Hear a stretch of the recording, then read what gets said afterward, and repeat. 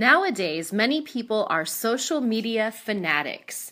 They are always looking at their mobile phones or tablets and updating their Twitter or Facebook accounts. They are taking pictures of what they eat or taking pictures of themselves, which is called selfies. When people are not oversharing, they are constantly reading or looking at what friends and family members are posting. Social media is becoming addicting. Research shows that most people spend, on average, almost 4 hours a day on social networking sites. That's almost 30 hours a week. While some people need and use social media for work or to stay in touch with friends, other people find that using social media so much causes anxiety and stress. People also tend to use social media as a way to procrastinate. So, just as many religions ask people to abstain or not to have certain foods or drinks for a certain time, many people are taking social media fasts. They are not updating their statuses, and they are also not reading what other people are posting. They choose to stay away from social media for 30 days. Ironically, the details of these fasts can be found on social networking sites all over the internet. The reasons people undertake a fast are varied. Some people want to reconnect with their families or friends by disconnecting from their cell phones. Some people want to be more productive at work. What did some fasters do instead of logging on? Some decided to connect with friends by actually sitting down and having face-to-face conversations. If friends or loved ones were far away, they would call them on the telephone instead. Some even wrote handwritten postcards or letters. The results were mixed. Some people felt that not using social media made them more anxious. Others developed more positive habits like journaling or meditating.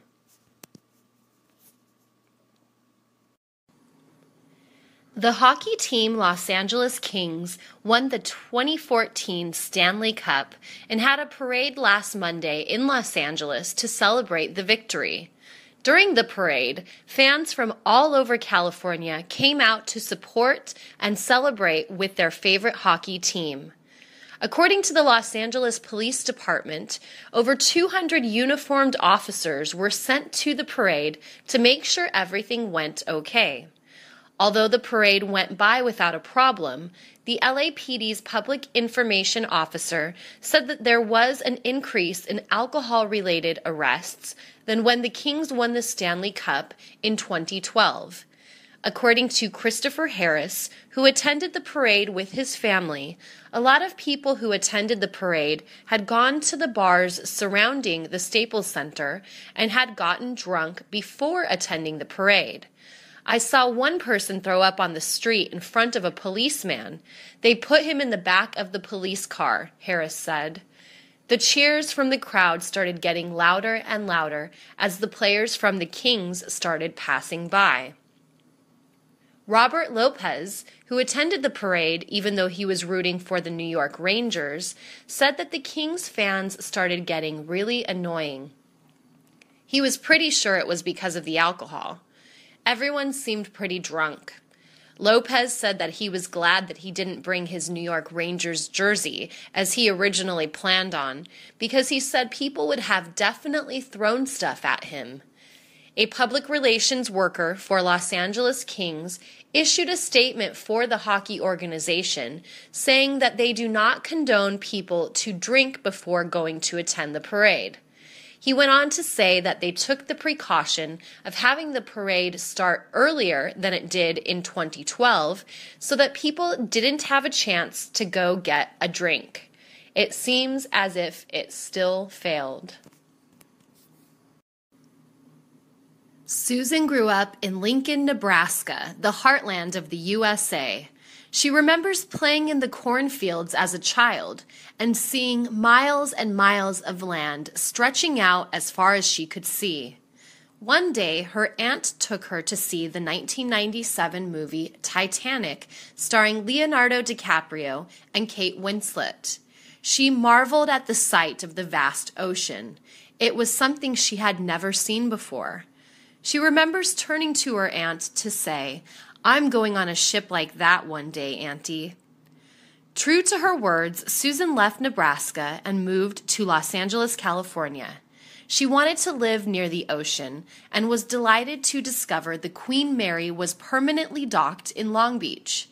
The grand ship, which has the same size of the Titanic, is now a museum and tourist attraction.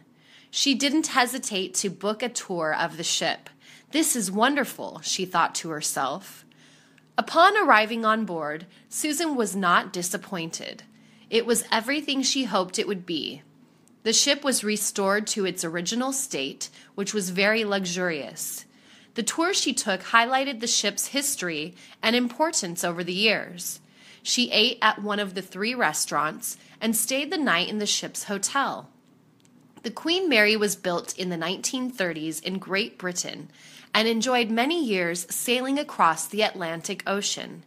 It was host to many dignitaries such as Winston Churchill, the Duke and Duchess of Windsor, and many Hollywood celebrities. During World War II, the ship was assigned as a troop transport where it was used to transport up to 18,000 Allied soldiers per trip. After the war, it was restored to its original state and began its transatlantic travels. In 1967, the city of Long Beach purchased the aging ocean liner, and it has been a popular attraction for the city ever since. "It is living history," said Susan after her visit.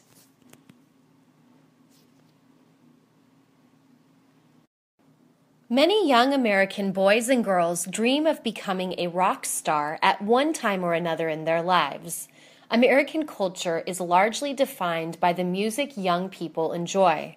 During the 1960s, music in the United States was greatly influenced by the social issues of the day.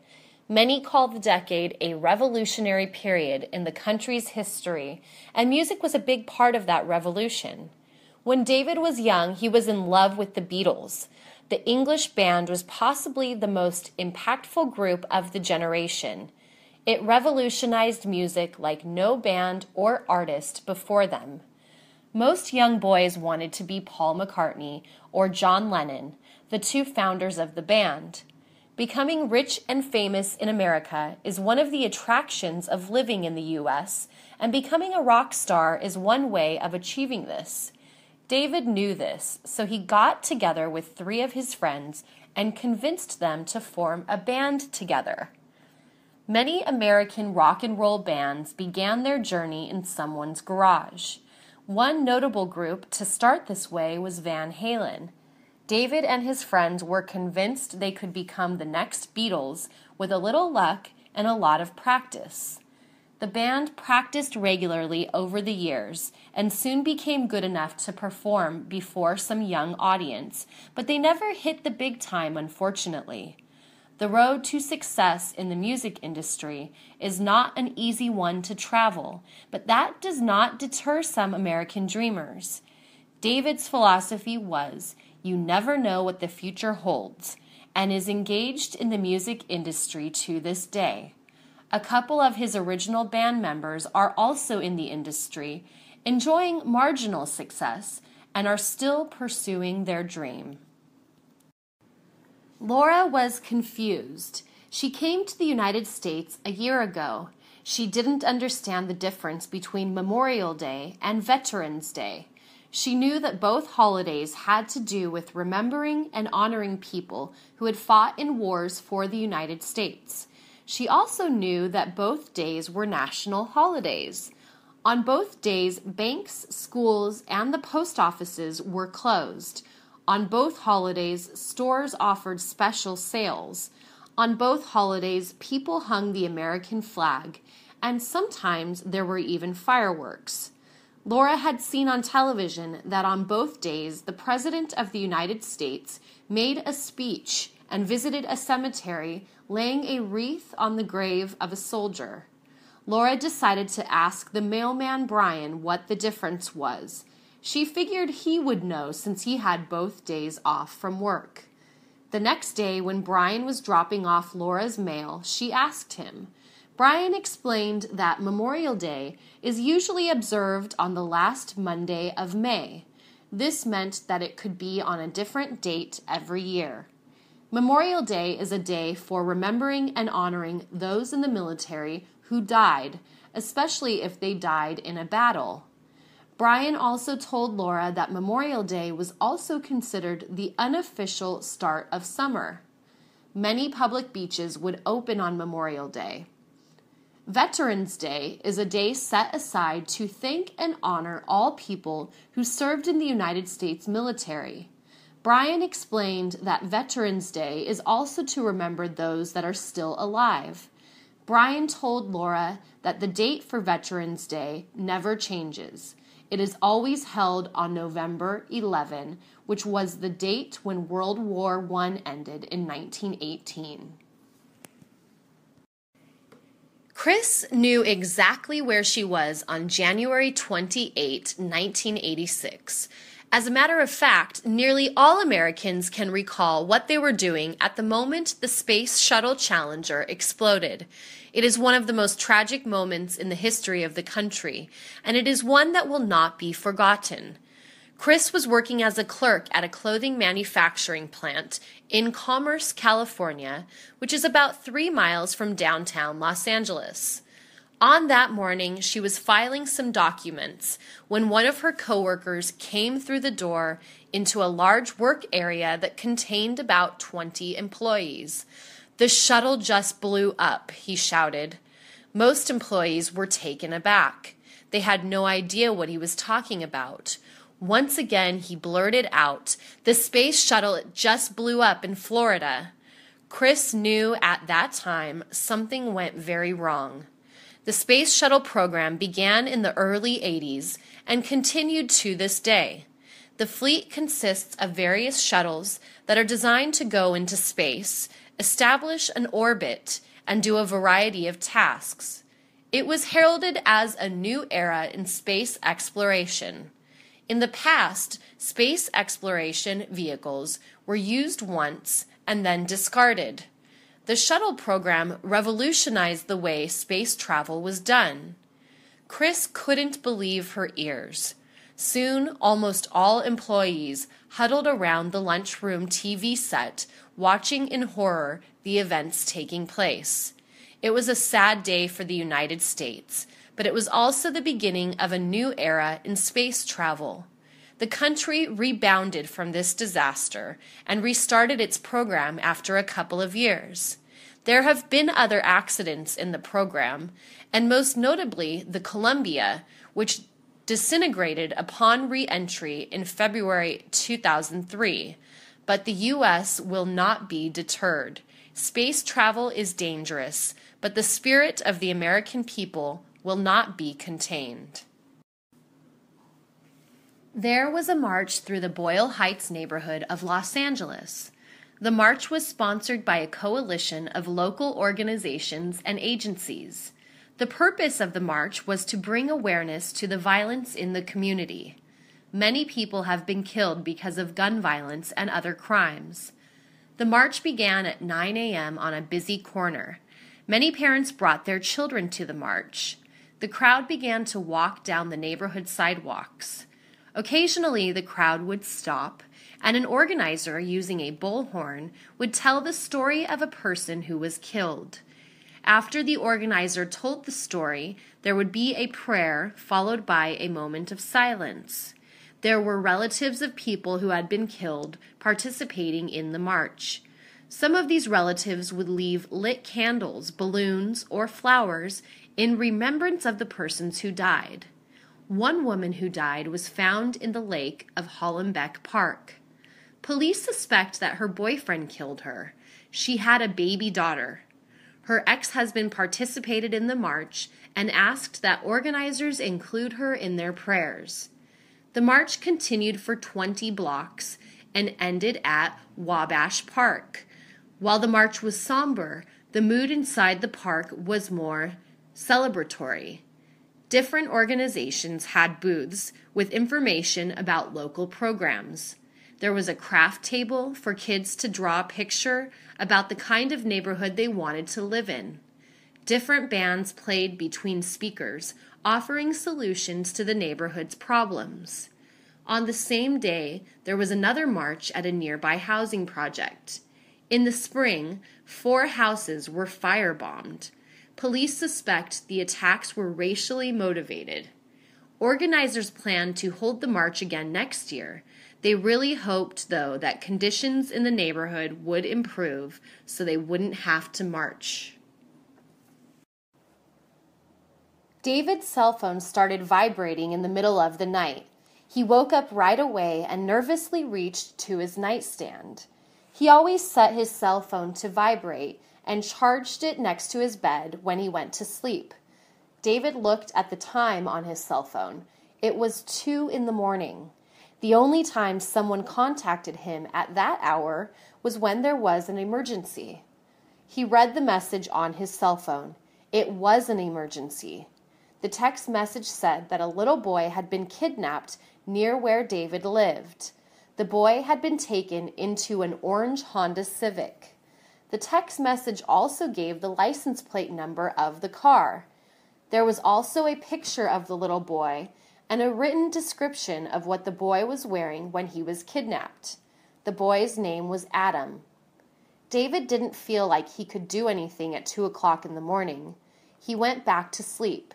In the morning, however, he woke up thinking about the message and about the boy. David had never heard about an Amber Alert before. He decided to look it up on his computer. He learned that the Amber Alert system is an emergency broadcast system used to let people know when a child is abducted. It was named for a little girl named Amber Hagerman, who was kidnapped when riding her bike in Texas. Little Amber was found dead later. The news made David feel sad and angry, but he also felt like now he could do something to help. He decided to stay aware to see if he saw a boy or a car matching the description in the Amber Alert. Ken and Anthony were childhood friends. They went to elementary and high school together. They went to college in different states, and then they lost touch. That was 20 years ago. One morning, Ken was reading the newspaper with his morning coffee. Inside, he saw an announcement for a poetry reading at a nearby bookstore. He was surprised to find that the featured poet was none other than his friend Anthony. Ken decided to see what his old pal was up to. Ken sat in the last row of the area set up inside the bookstore. When Anthony was introduced and came up to the podium, Ken hardly recognized him. Anthony was almost completely bald and had a little potbelly. When Anthony was in high school, he was very handsome. What Anthony had lost in looks was made up for in talent. Anthony's poetry was quite good. Anthony recognized Ken sitting in the back row. When the reading was over, Ken stood in line with the others, waiting for Anthony to sign a copy of his book. When it was Ken's turn, Anthony stood up and hugged his long-lost friend. Anthony invited Ken to stay until he had finished signing books. Ken did, and the 2 men grabbed a cup of coffee at a nearby cafe. Even though so many years had passed since the 2 had seen each other, both men had a lot in common. Both graduated from college with degrees in comparative literature. Both went to graduate school. Anthony got his Master's of Fine Art in writing. Ken went to law school. Both men married Mexican women. Both men divorced. Both men also had sons that were only a year apart. Ken and Anthony decided not to lose touch again. They planned to meet once a month for breakfast on Saturdays. A great American tradition dating back to the birth of the country is the board game night.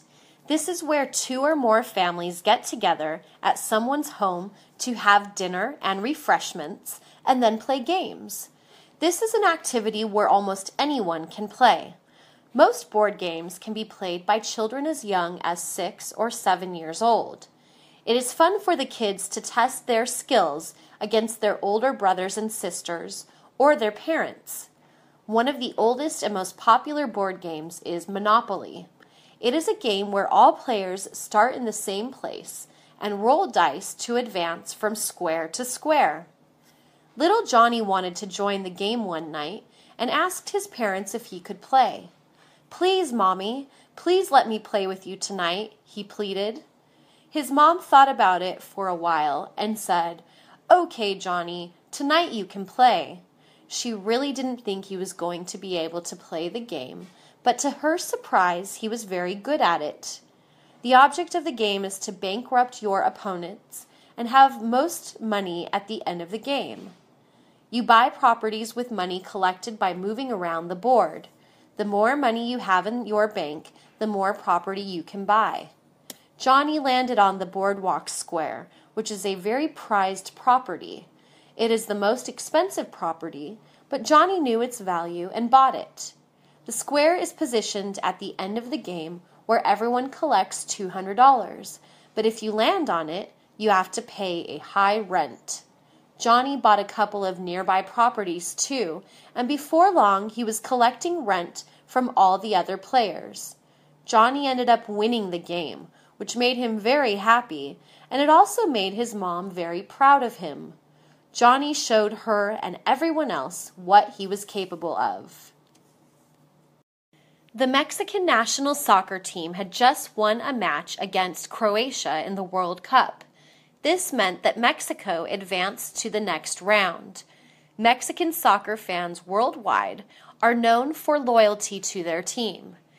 After this win, however, some wonder if they took their loyalty too far. In Huntington Park, California, fans took to the street after the win. The afternoon crowd grew to almost 200 people. The fans waved flags, yelled, honked their cars, and jumped around the streets. The crowd was so big that they blocked traffic. This caused traffic jams in the area. While most of these fans were just overzealous, a handful were intoxicated. Instead of just celebrating, they began throwing bottles. Some of the fans even began rocking cars parked on the streets. Police were called to the scene. Not only did the local police department send in patrol cars, 2 police helicopters flew overhead, and some police on horseback began to try to disperse the crowd. Someone threw a bottle at a police horse. Police urged shop owners to close their businesses. The police arrested 5 people. Thankfully, no one was hurt. When Mexico played again the following week, police patrolled the streets in advance. This time, they were going to be prepared if Mexico won again. Mexico was playing against the Netherlands. The Dutch team won 2-1. Mexican fans in Huntington Park still took to the streets despite the loss. This time, the police were waiting in riot gear. The fans waved flags, chanted, honked horns, rocked cars, and even lit firecrackers, but no one threw bottles. The police didn't arrest anyone. They did have to close off 3 blocks to traffic, though. The police were probably secretly glad that Mexico didn't win. In 4 years, when the next World Cup happens, they'll worry about it again. Carla moved to San Francisco 2 years ago. All of her family was in Boston. Every year she tried to visit her family twice. She would go once in the summer and once during the Christmas holiday. Traveling cross-country was expensive, though. She needed to find a way to save money on her travel. She decided to try and use an airline loyalty program to see if that would help. There was one airline that Carla preferred to travel on. Every time she used that airline, there were hardly any delays, and the trip was always comfortable. The airline featured in-seat direct TV, so she could watch her favorite television shows while traveling. She could also order food and beverages right from her seat. An extra perk was that each seat had an electric outlet. This made it easy for Carla to plug in her computer and do work on her trip. On her last trip, Carla decided to sign up for that airline's loyalty program. She would earn points for every trip she made. Those points could be used towards air travel. The airline worker informed Carla that she could earn even more points if she signed up for the airline-sponsored credit card. The card had a low interest rate and no annual fee. For every dollar Carla spent, she would earn 1 point to use towards travel. Carla signed up for the credit card. She had good credit, so she was approved. Carla used that credit card to pay for a round-trip ticket to Boston. After only one trip, Carla had earned enough points for a free one-way ticket. That saved her almost $500. It felt like traveling for free. Carla decided to stay loyal to this airline. Marie and Mark have been dating for 4 months. The relationship is moving fast. They already are talking about a future together, including moving in together. For Marie, this means moving her 2 children from a previous marriage as well. Marie's children call Mark Daddy. Mark and Marie see each other almost every day, and yet they have never actually met. Marie lives in the city of Terrace, and Mark lives in Houston. They began conversing with each other in an online chat room. How they see each other is through video chat programs like Skype. They are constantly texting one another and sending one another pictures. Marie asks her friend Bella for advice. Bella met her husband, Dan, on Twitter 4 years ago and moved from New York City to Los Angeles to be with him. It was different from Marie and Mark's situation, though. Bella and Dan had friends in common, even though they lived on opposite coasts of the United States. Bella also traveled to Los Angeles a number of times to decide if she really liked Dan and if she could live in another city. Dan and Bella traveled back and forth for over a year before deciding to move in with one another and make a life together. Bella, like Marie, has 2 children from a previous marriage. Bella's kids do not call Dan Daddy, though. Bella warns Marie not to get in too deep. She tells Marie that Mark needs to come and visit Los Angeles. Marie can also go to Houston. Bella feels that you really cannot be in a relationship with someone you only know through the computer. There have even been cases of people being tricked and not being who they say they are. Marie is infatuated, though. She and Mark have started talking about the kind of house they will buy together in Houston. It was the first week of June. Gabby just finished her 3rd year of high school in El Sereno. However, when she received her report card in the mail, she learned that she failed a semester of algebra. This meant she had to go to summer school. Gabby was glad she had the chance to make up the class. She can't move on to the next level in math if she doesn't pass algebra. Summer school isn't easy, though. Gabby has to master the material in 6 weeks instead of the 20 she had during the regular school year. Summer school also meant that Gabby would be stuck in a hot classroom while most of her friends were at the beach or local amusement parks. Her friends passed algebra, so they had most of June, July, and August free from schoolwork. Going to summer school also meant that Gabby's family had to change their summer vacation plans. Gabby had to be in summer school from 9 a.m. to noon. She couldn't stay up late on weeknights or sleep in. She had to be on the bus at least an hour before class started, or else she would be late. The classrooms were hot since the school building was old and did not have air conditioning. When Gabby came home from school, she couldn't do whatever she wanted. After Gabby took the bus home from school, she had homework to do. This was the first time Gabby had to go to summer school. She wanted it to be the last time. Gabby made a promise to herself. In the fall, when regular classes begin again, she will try her hardest to pass. Sweating in a classroom while your friends are out having a good time is not fun. Summer break is not so much of a break when you have school. Francesca picked up her 7-year-old son from school one afternoon. Isaac proudly showed his mother what he had made at school that day. It was a card made out of brightly colored construction paper. "It's for Father's Day," Isaac explained. The card was cut into the shape of a man's dress shirt with a drawing of a man's dress tie. Inside the card, Isaac had written the words "Happy Father's Day." Francesca wasn't familiar with Father's Day, as it wasn't something celebrated in her home country, so she asked her neighbor Jenny about it. Jenny told her that Father's Day, like Mother's Day, is a made-up holiday in the United States. It is always celebrated on the second Sunday in June. People give fathers cards, presents, go out to eat at a restaurant, or do something special that day. "It's a day to show gratitude to your father," Jenny explained. Francesca understood, but she also felt a little bad. While the Father's Day card Isaac made was nice, Isaac's father never wore a dress shirt or a tie. Isaac's father, Tim, wore a uniform to work. On his days off, he liked to dress casually and comfortably. The most dressed up he got was by wearing a polo shirt. Francesca had an idea. She went shopping the day before Father's Day to get her husband a surprise. On Father's Day morning, she and Isaac gave Tim a box wrapped up in nice paper. "Happy Father's Day," Francesca and Tim shouted. When Tim unwrapped the box, he laughed. Inside the box was the Father's Day card Isaac made in school. Also inside the box were a dress shirt and a tie. They were the same color as the card Isaac made.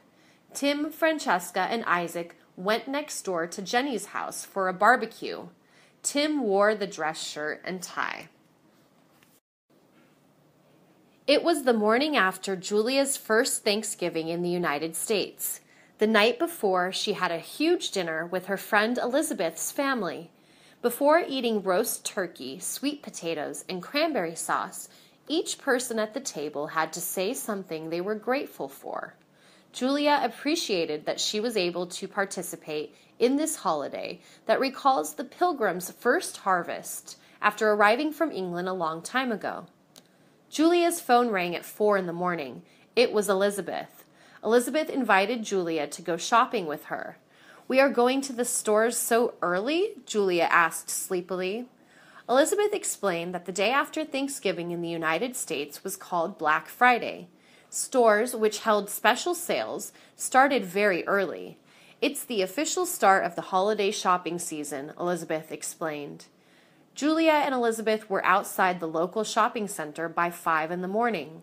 Julia was surprised to see that not only were all the stores open, but they were crowded.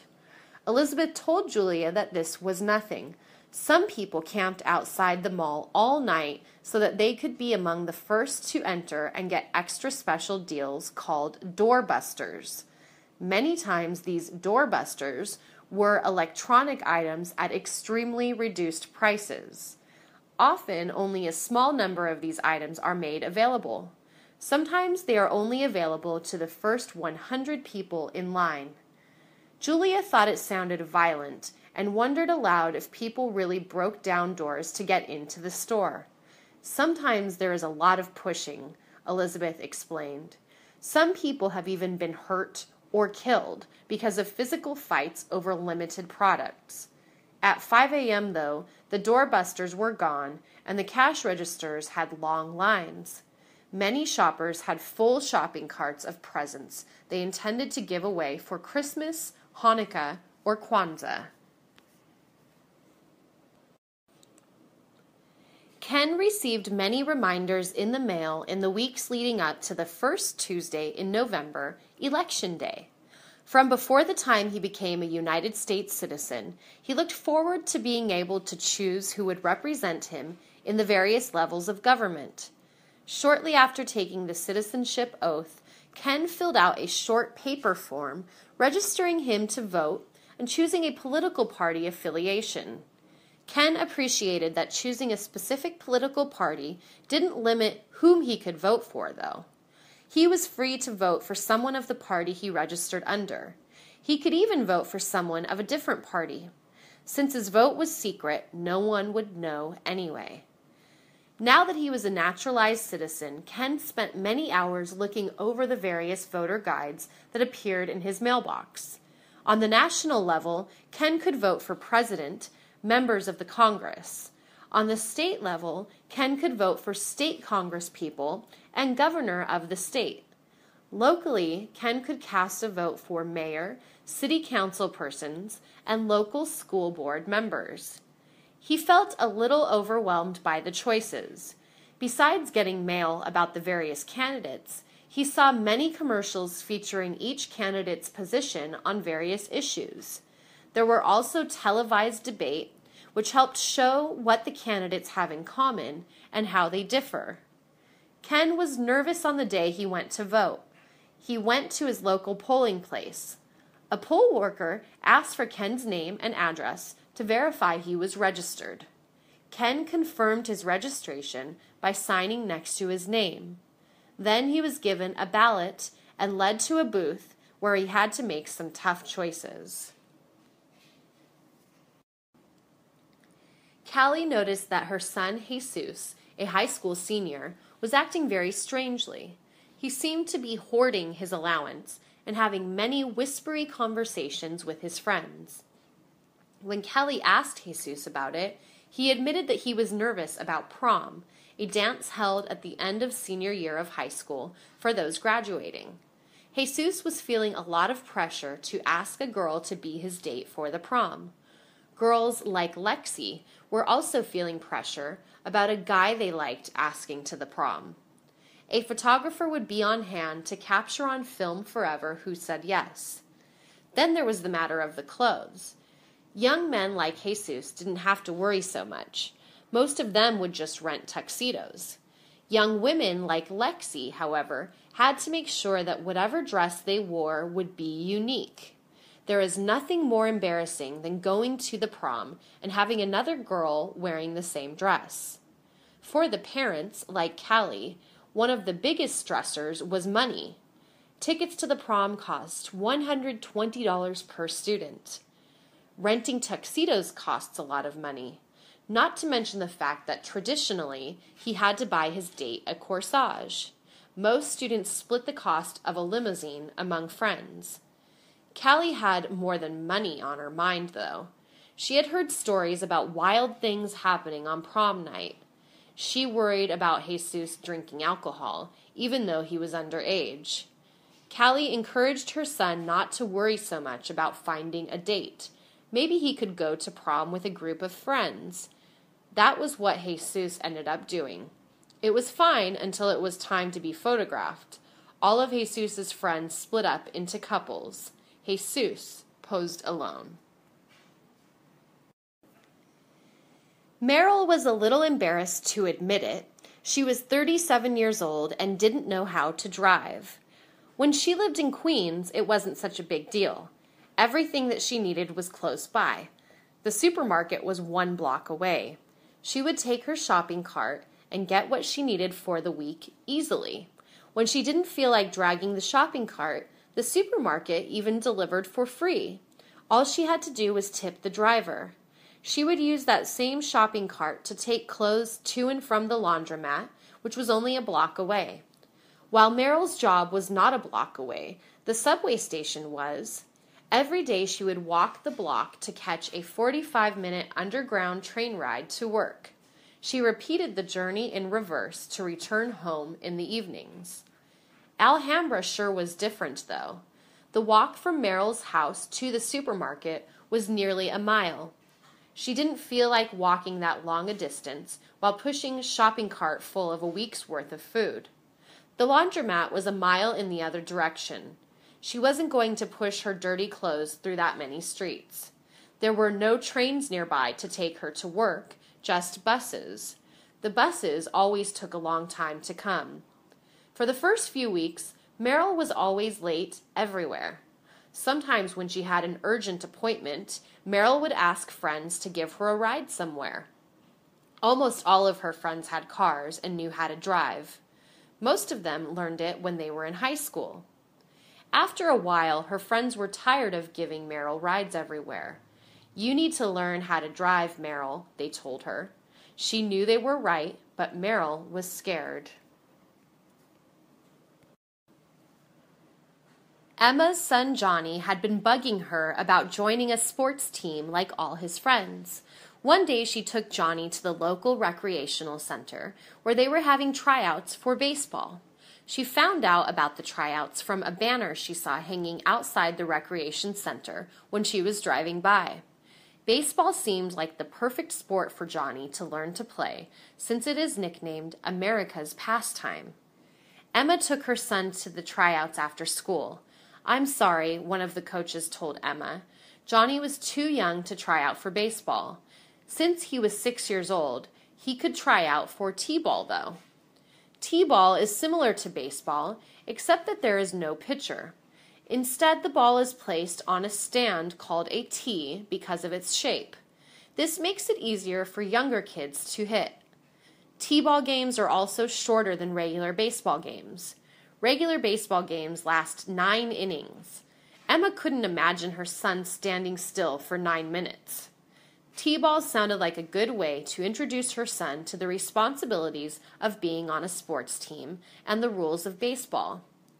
Emma had to bring Johnny back on a different day to try out for T-ball. When she did, he was put on a team. After paying a fee, Johnny was given a uniform. Johnny looked at the back of his uniform. "Hey, look, Mom, I'm number 1, he said proudly. Once Johnny started playing, though, it was clear to Emma that he was not very good at baseball. He stuck with it, though, and his team ended the season in 4th place. There were only 4 teams in the T-ball league. "Can I play again next season?" Johnny asked his mom. "Yes, but see if you can get another number," she told him. Sam was so proud of himself. He had gone 2 years without smoking a cigarette. At the age of 14, Sam was already puffing away on his favorite brand of cigarettes, Marlboro. Even though people have to be over the age of 18 in America to buy cigarettes, Sam knew of a few stores that sold cigarettes without checking identification. Sam had spent 7 years smoking. He was 21 when he decided to quit. Sam decided to quit after discovering he had been coughing blood. He would get tired quickly, and he noticed his teeth were getting really yellow. Whenever Sam would hang out with his friends that smoked, he would always want a cigarette really badly, but was always strong and said no when they offered him one. Before Sam quit, he would go through a pack of cigarettes a week. The pack of cigarettes usually cost him $5.25. As a way to encourage himself to stop smoking, Sam decided to save his money every week. After 2 years, Sam took out all his money he had saved from not smoking and saw that he had saved $504. He decided to buy a bicycle so he could ride it for fun and for exercise. As he started riding his bike more frequently, he noticed that he didn't think about smoking anymore. He didn't want a cigarette when he would hang out with his friends that smoked. Sam would ride his bike in the morning because he loved getting a breath of fresh air.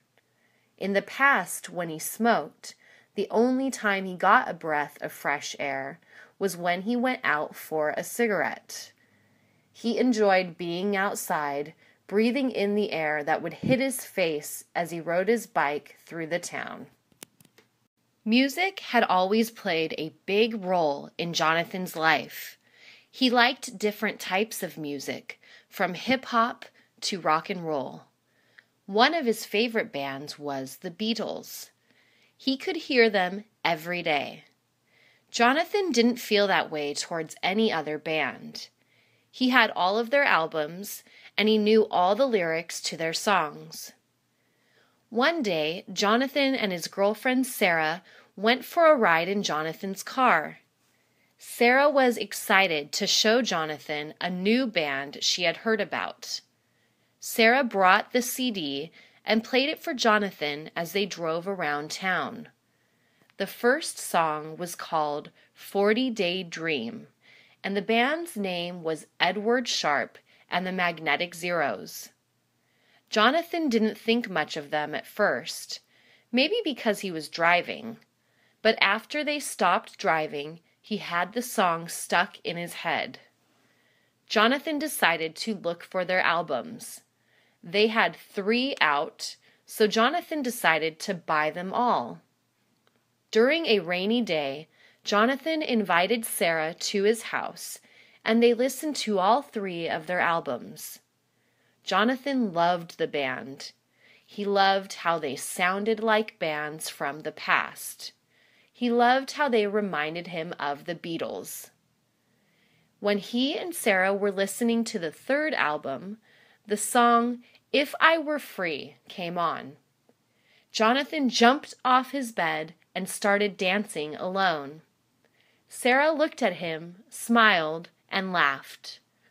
Jonathan started clapping, and then he started singing.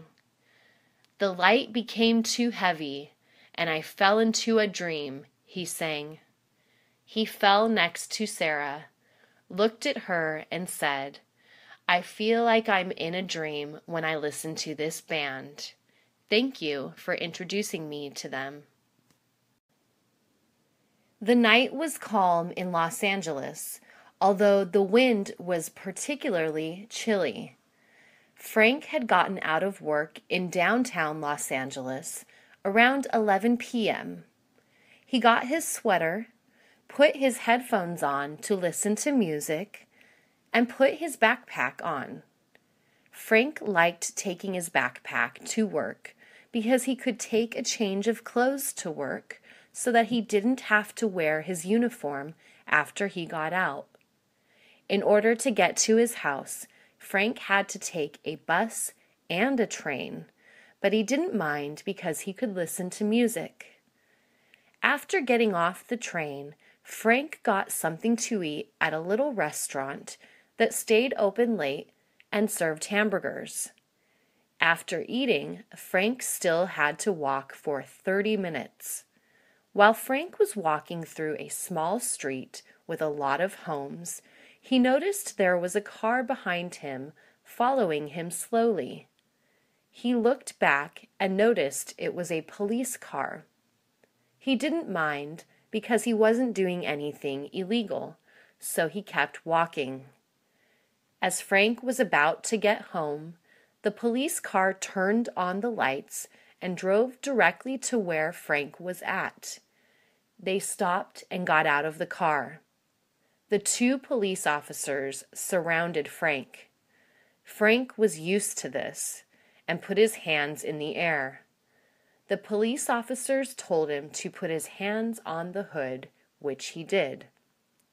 As Frank was being searched, he asked the police officers why he was being searched. They ignored him and asked him questions. Do you have anything illegal on you? Have you been arrested before? Do you have a weapon? Frank answered no to all of their questions. They put Frank in the back of the police car. Frank asked again why he was being searched. One officer said, because you are walking around the neighborhood with a hooded sweatshirt. Frank had done nothing wrong, so the police let him go after searching his backpack. Jacqueline and her family were sleeping in their home. Their dog Scruffy was asleep next to Jacqueline. It was 4:36 a.m. and the night was quiet. There were no cars passing in the street. No noise could be heard. It was like everything was still. Jacqueline always put a cup with water next to her bed so that if she got thirsty during the night, she didn't have to walk all the way to the kitchen. That was when it happened. The furniture started shaking, and the cup of water fell to the floor. Scruffy started barking, and it woke up Jacqueline. She looked around and saw that all her stuff was shaking. She started screaming. Soon after, her father came in and told her to come out quick. It was an earthquake. Jacqueline was so scared and couldn't move. Her father went in and picked her up.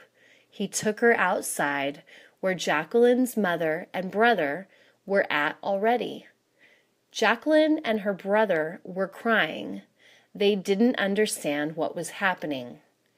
Luckily, Jacqueline's mother had prepared an emergency kit and had it outside. She looked for the key, which was hidden inside a fake rock, and unlocked the box.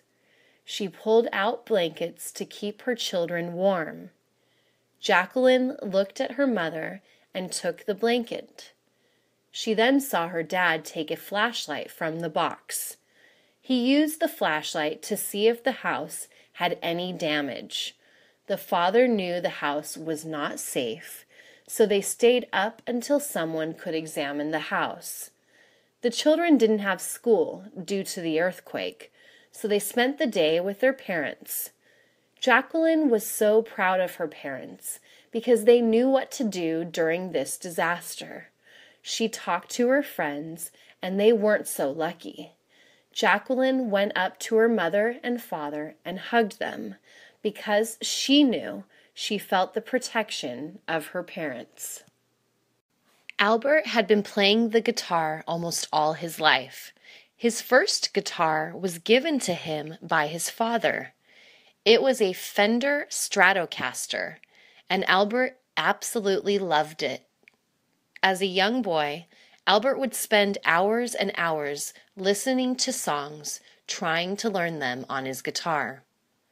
As he grew older, he didn't play the guitar as much.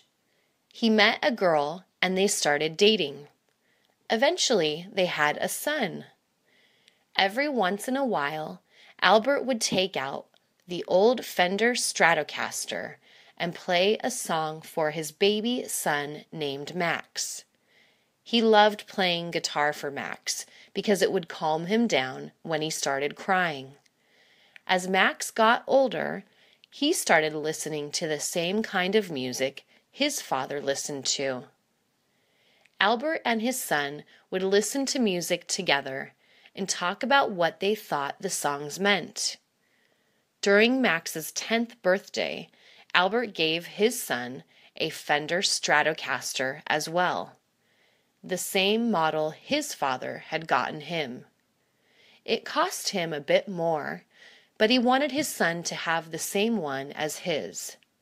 Max was happy. He asked his dad to teach him all the songs he knew. Albert smiled and said, "Of course." When Max turned 17, he joined a band. They played local shows and were able to record some songs by themselves.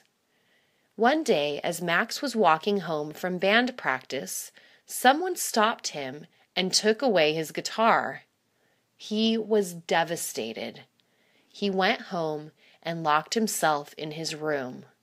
He couldn't face his dad. He knew he had let him down. When it was time for dinner, Max opened his bedroom door and saw his dad's Fender Stratocaster on the guitar stand. There was a letter and a set of keys on the guitar. The letter said, "To my guitar hero, Max, here is my guitar.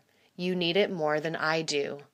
And the key to your new car, so nothing like this will happen to you again."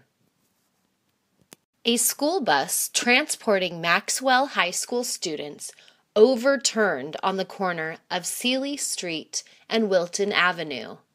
The driver of the bus was trying to avoid hitting a car that passed a red light, and the bus overturned with 37 students inside. The driver suffered minor injuries to the face, and 2 students broke their arms.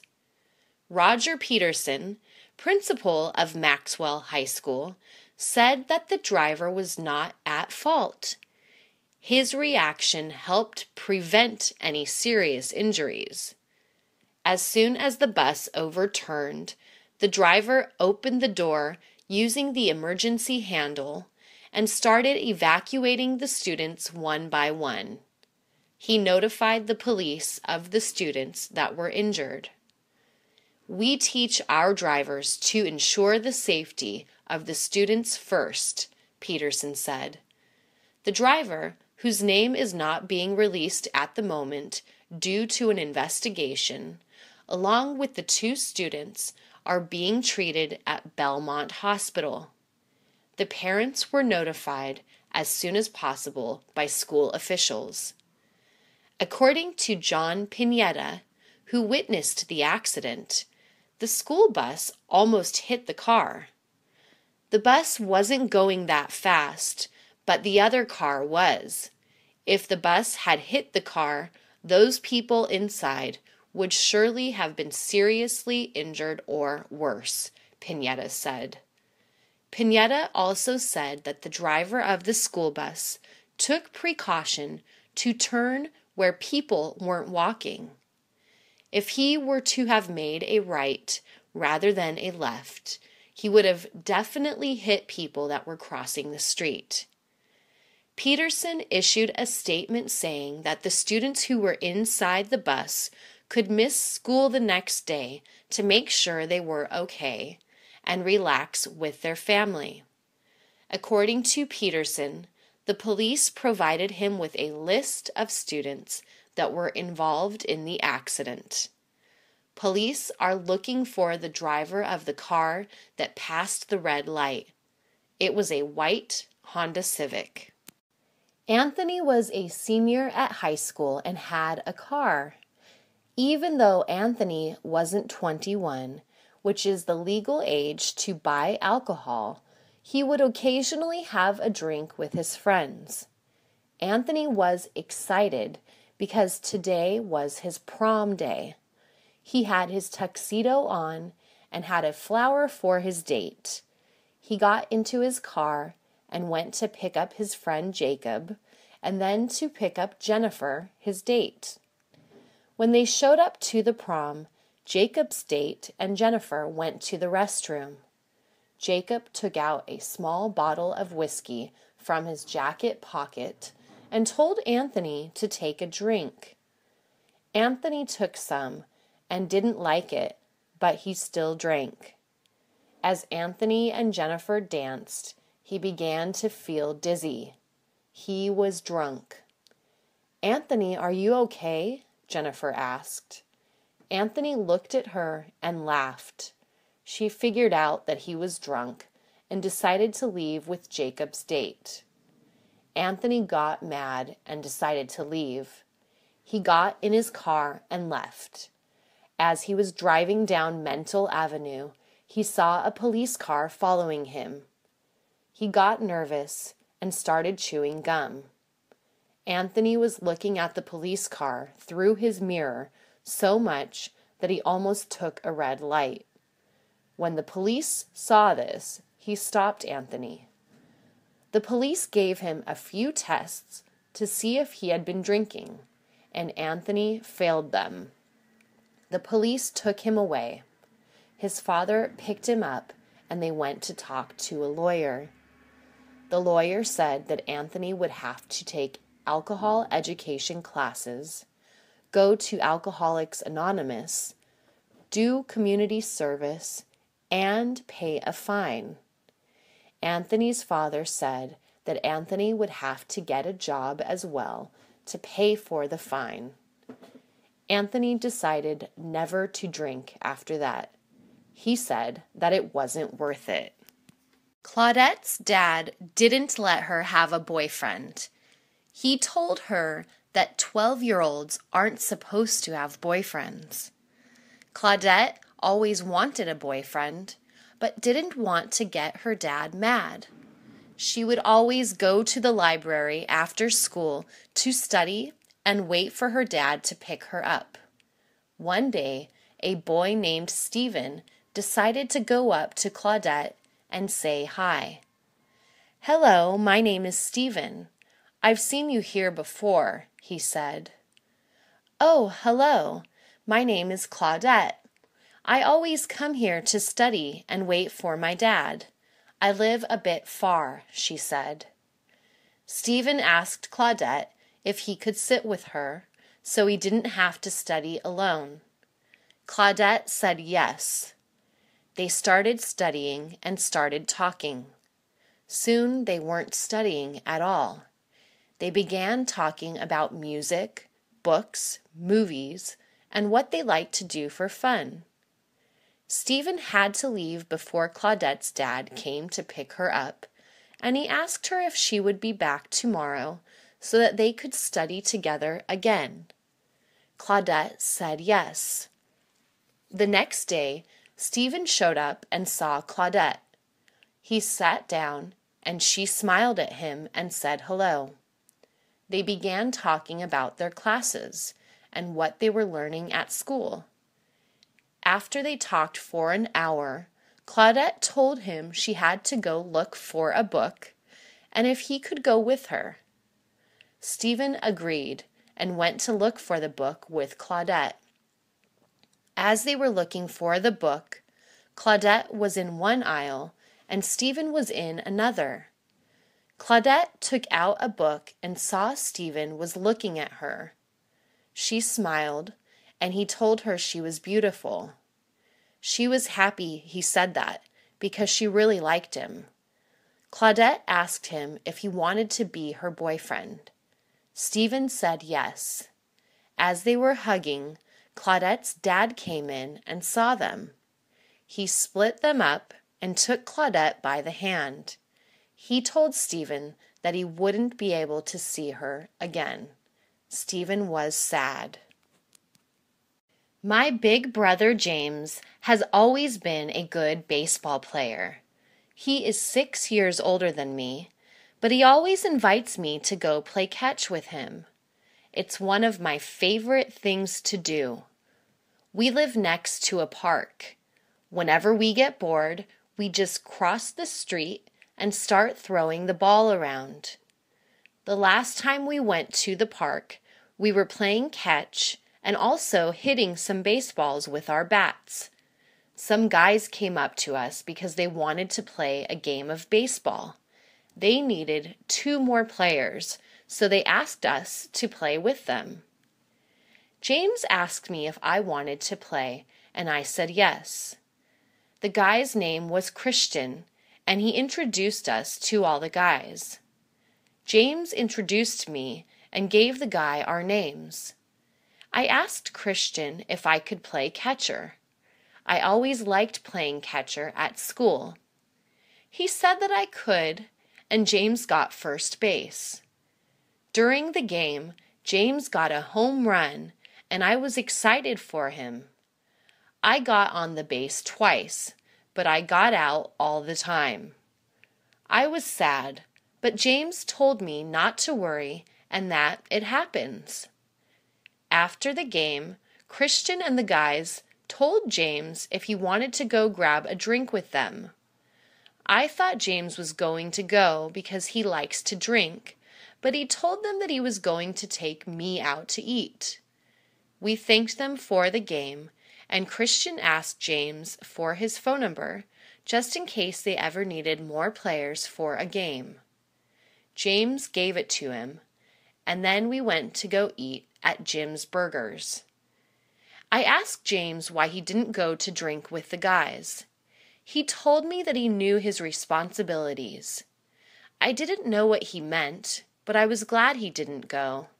Now we could eat burgers and fries. George had always been a funny guy. I met him at the movie theater. I went to see the new Spider-Man movie, and he was there dressed up like Spider-Man. He was acting like Spider-Man, and everyone was clapping for him and asking him for pictures. My girlfriend wanted to go take her picture with him, and I said okay. When I went up to him, I asked him if it was okay to take a picture of him and my girlfriend. He said yes. I took the picture, and started talking to him. He told me that his friends hadn't showed up yet and that he didn't want to sit alone. My girlfriend and I decided to sit with him. After we saw the movie, I asked him if he wanted to go grab a bite to eat. He accepted my invitation. He had me and my girlfriend laughing the whole drive to the restaurant. We talked a lot on the phone. We were big fans of Nintendo games. I invited him over to my house so we could play. George never had a bad thing to say about anyone. He told me once that there is good in everyone. Some are just afraid to show it. George had invited me to his house one day to play old Nintendo games, but when I showed up to his house, no one was there. I looked around and called him on his cell phone, but no one answered. I decided to leave and come back in an hour. When I got back to George's house, I saw that someone was inside. I knocked on the door, and an older woman came out. It was George's aunt. I asked her if George was home. She looked at me with sad eyes and said that George was in the hospital. I finally understood why George was the way he was. George had cancer, and the doctors told him that he could go at any time. That's why George was always looking for the humor in life, because his real life was filled with sadness. I had the most wonderful childhood. I grew up in San Diego, where it rains about 2 days a year, and it's always sunny and bright. I could ride my bike just about any day of the year and had lots of friends. My best friend was George Kenny. George lived just a few houses down the block from me, and we were the same age. Actually, I was about 28 days older than him, a fact that I always threw in his face. "You must respect your elders," I would sometimes tell him. That usually got a nasty response from him. Anyway, George came up to me one day and said, "Hey, Richard, why don't we form a bicycle club?" I thought about it for a while, and then he said we could give ourselves a cool name and get hats and stickers and have lots of fun. What do you say? I immediately fell in love with the idea. "You bet, Georgie Porgy." I used to call him that all the time, even though I knew he hated it. Well, before we knew it, we got a couple of other guys together and came up with the best name for a club ever. We were the White Skulls. Why we chose that name, I'll never know, but all the kids seemed to like it, so I was okay with it too. The four of us went to the local bike shop, and we each picked out a skull decal to put on our bikes. I chose a green one, while Georgie Porgy picked red. He shouted, "I am the Red Skull. I am the king of the club. If you don't like it, try to take it from me." George was a pretty big guy, so no one argued with him. We rode our bikes everywhere and had a great summer. That's how we formed the greatest bike club ever. Alex was shopping at the local market yesterday, trying to find some fresh vegetables for his dinner that night. The market is in the neighborhood, and it is not one of the giant national big-name stores. It is a small store with only a few locations around Los Angeles. Alex likes these types of markets so much better than the superstores because there are real people running them. Alex knows the guy that runs the fruits and vegetables section at the market. His name is Diego, who was born in Tijuana, Mexico, about 120 miles from Los Angeles. Diego always lets Alex know what is a good buy at the market. Hola, Diego, Alex said in Spanish. Hey, Alex, how are you? He answered in English. This happens every time Alex talks to Diego. Alex speaks to him in Spanish, and Diego answers in English. Spanish is spoken a lot around LA. The city has the largest population of Mexicans anywhere in the world, except Mexico City. Alex likes to show Diego how much Spanish he knows, and Diego also wanted Alex to know how much English he knows. It's so funny to hear a conversation like this. They sometimes get strange looks from people. Today, Diego got some beautiful oranges. They were big and plump and were at the right price, too. These are great, Alex. You will like them very much, said Diego.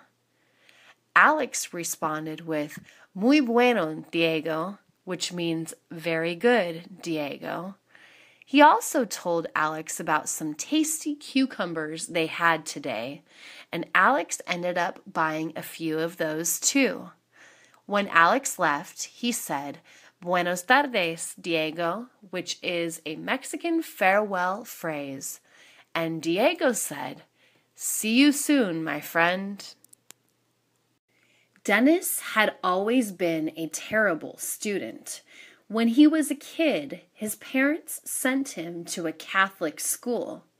He didn't know much about the school. Of course, he didn't know much about anything when he was 6 years old, but he did know one thing. All his friends from the neighborhood went to a public school.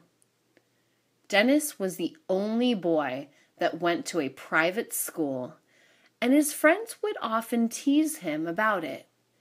You're not one of us. You're not one of us, they would sometimes chant. He wasn't really alone, though. His friend Patricia also went to the Catholic school, but she was a girl. After a while, they began walking to the small school together every morning. Pat was the first girlfriend Dennis had ever had. She wasn't his girlfriend.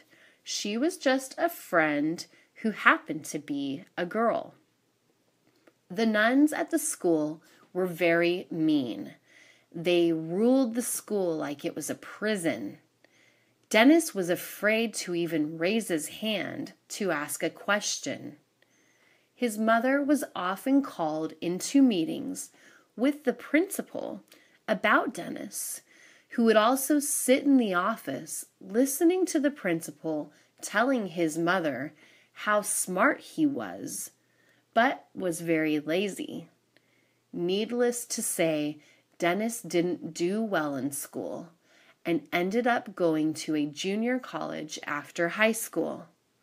He didn't do very well there either and soon dropped out. That all changed after Dennis grew up and started working.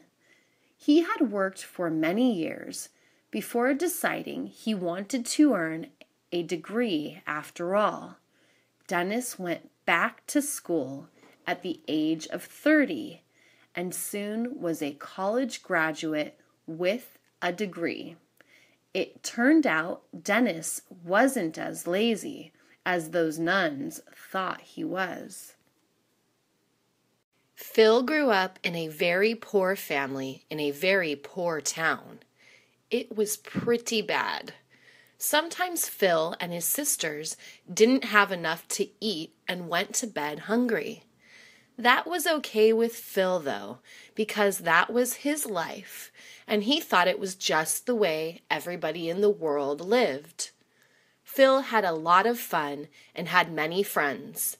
It wasn't until Phil was about 12 years old that he began to realize that there were better things out there in the world.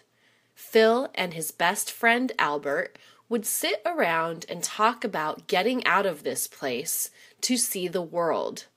It was a fantasy, but it was a good fantasy. They really didn't know how they would do it, but they had a dream. Then one day, Phil's cousin Ralphie came to visit. Phil didn't know Ralphie very well. Ralphie grew up in Texas and was about 8 years older than Phil. It had been years since Phil saw his cousin. That day, Ralphie changed Phil's life. Ralphie walked into the house wearing his Marine Corps uniform, and Phil knew at that moment that he wanted to become a Marine. Phil and Ralphie talked all night long. Ralphie told him all about the Corps, and Phil was fascinated. Ralphie was wearing his medals and awards, and his uniform was so neat and clean that Phil wanted to join at that moment. 5 years later, Phil enlisted in the Marines. He was 17 and needed his mom's permission. His mom said, "Where do I sign?" Of course, she was joking, but she knew Phil was going to do this. It was his way out of this place, so she gave him her blessings. The day Phil left, he promised his mom he would be back. He kept his promise. He came back several times over the years and helped his family as much as he could. David must have been the only kid in America that did not like summer vacation. Every year, between the beginning of June through the end of August, school kids were on vacation. Only to David, summer vacation meant work, work, and more work. His dad was a workaholic. He had 2 jobs most of the time. He had one job during the day and the other at night, but sometimes he worked on weekends too. The man had more energy than any person alive. When he wasn't working on weekends at his 3rd job, he worked at home, and that was why David hated summer vacation. His dad was always building something or tearing something down.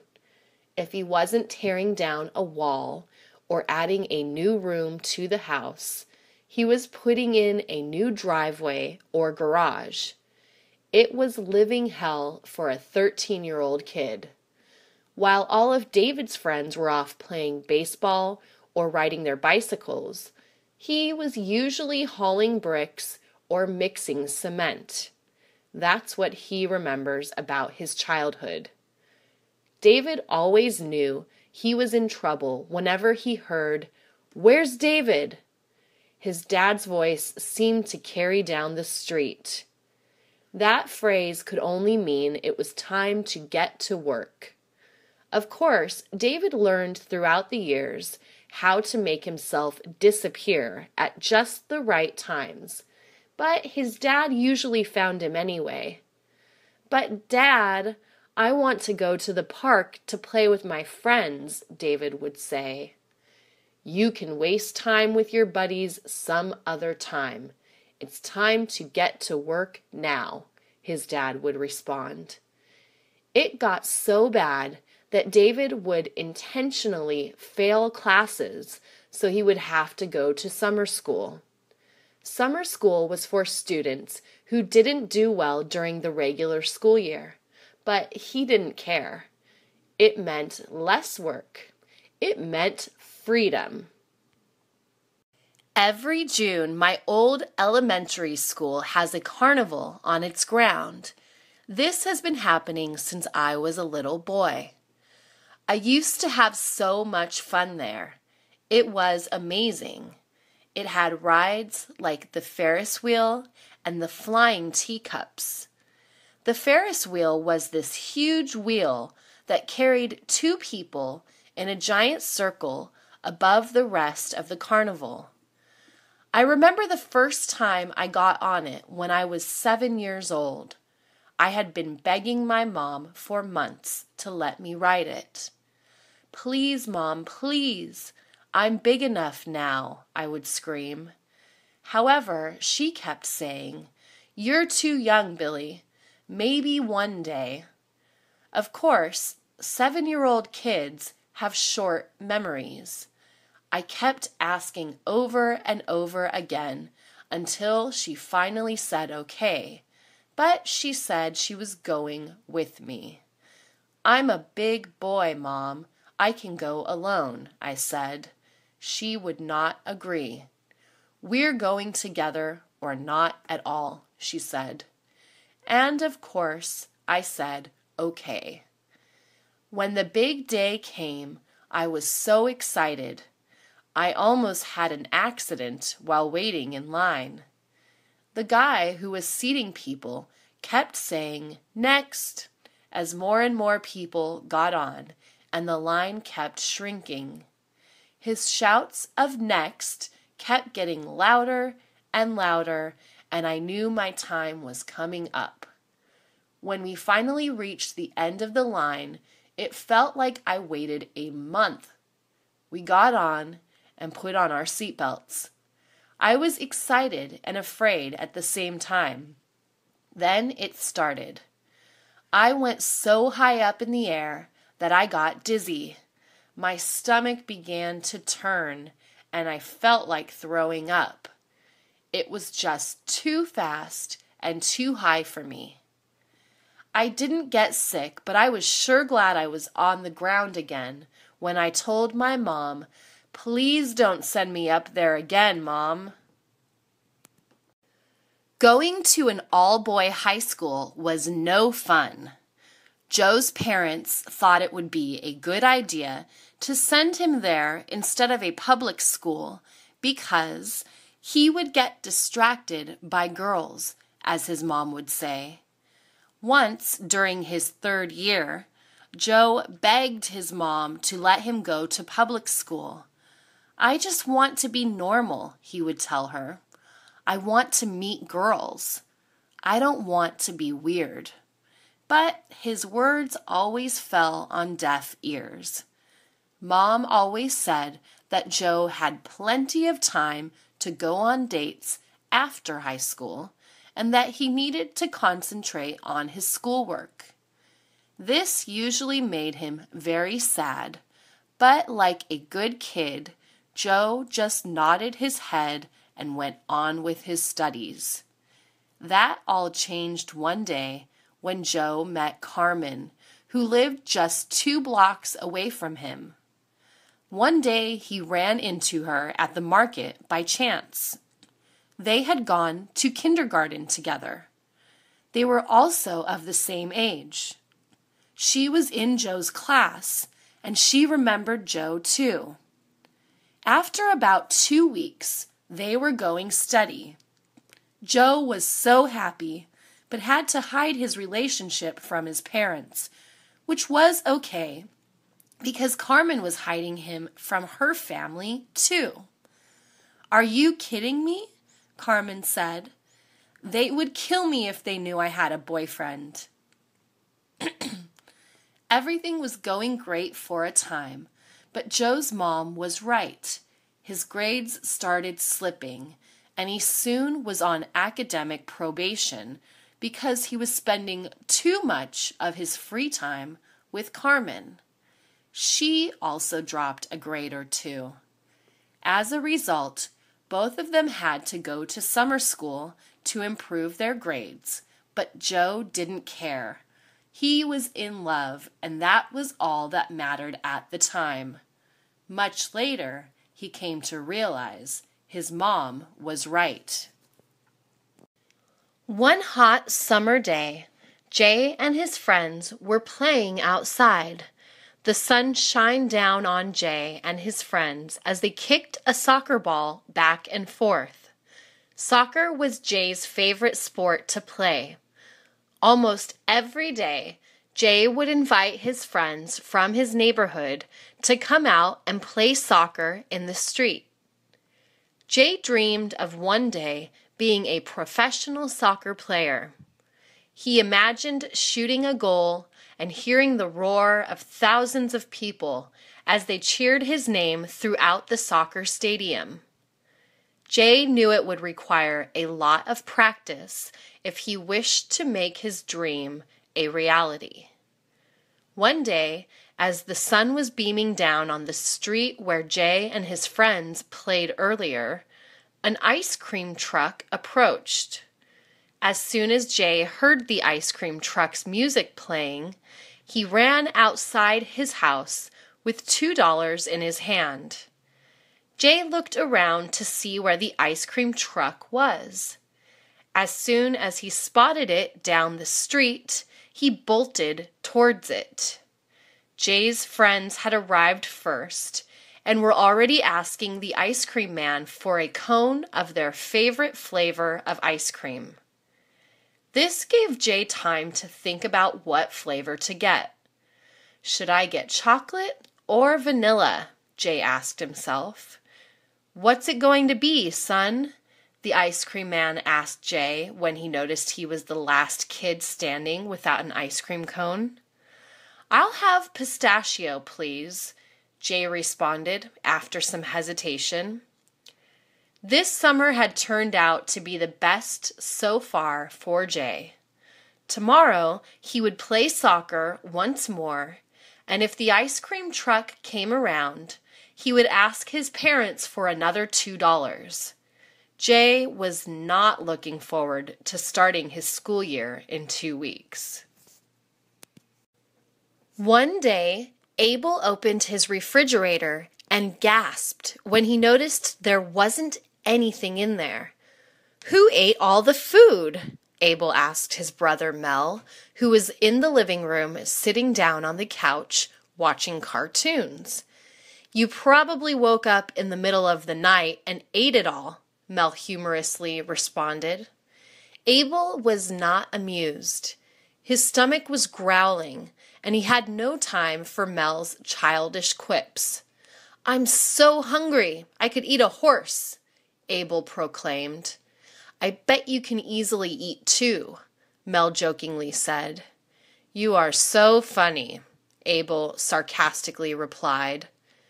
Abel thought of ordering a pepperoni pizza by phone, but soon realized he had only $5. He needed $10 to make the purchase. He was short by $5.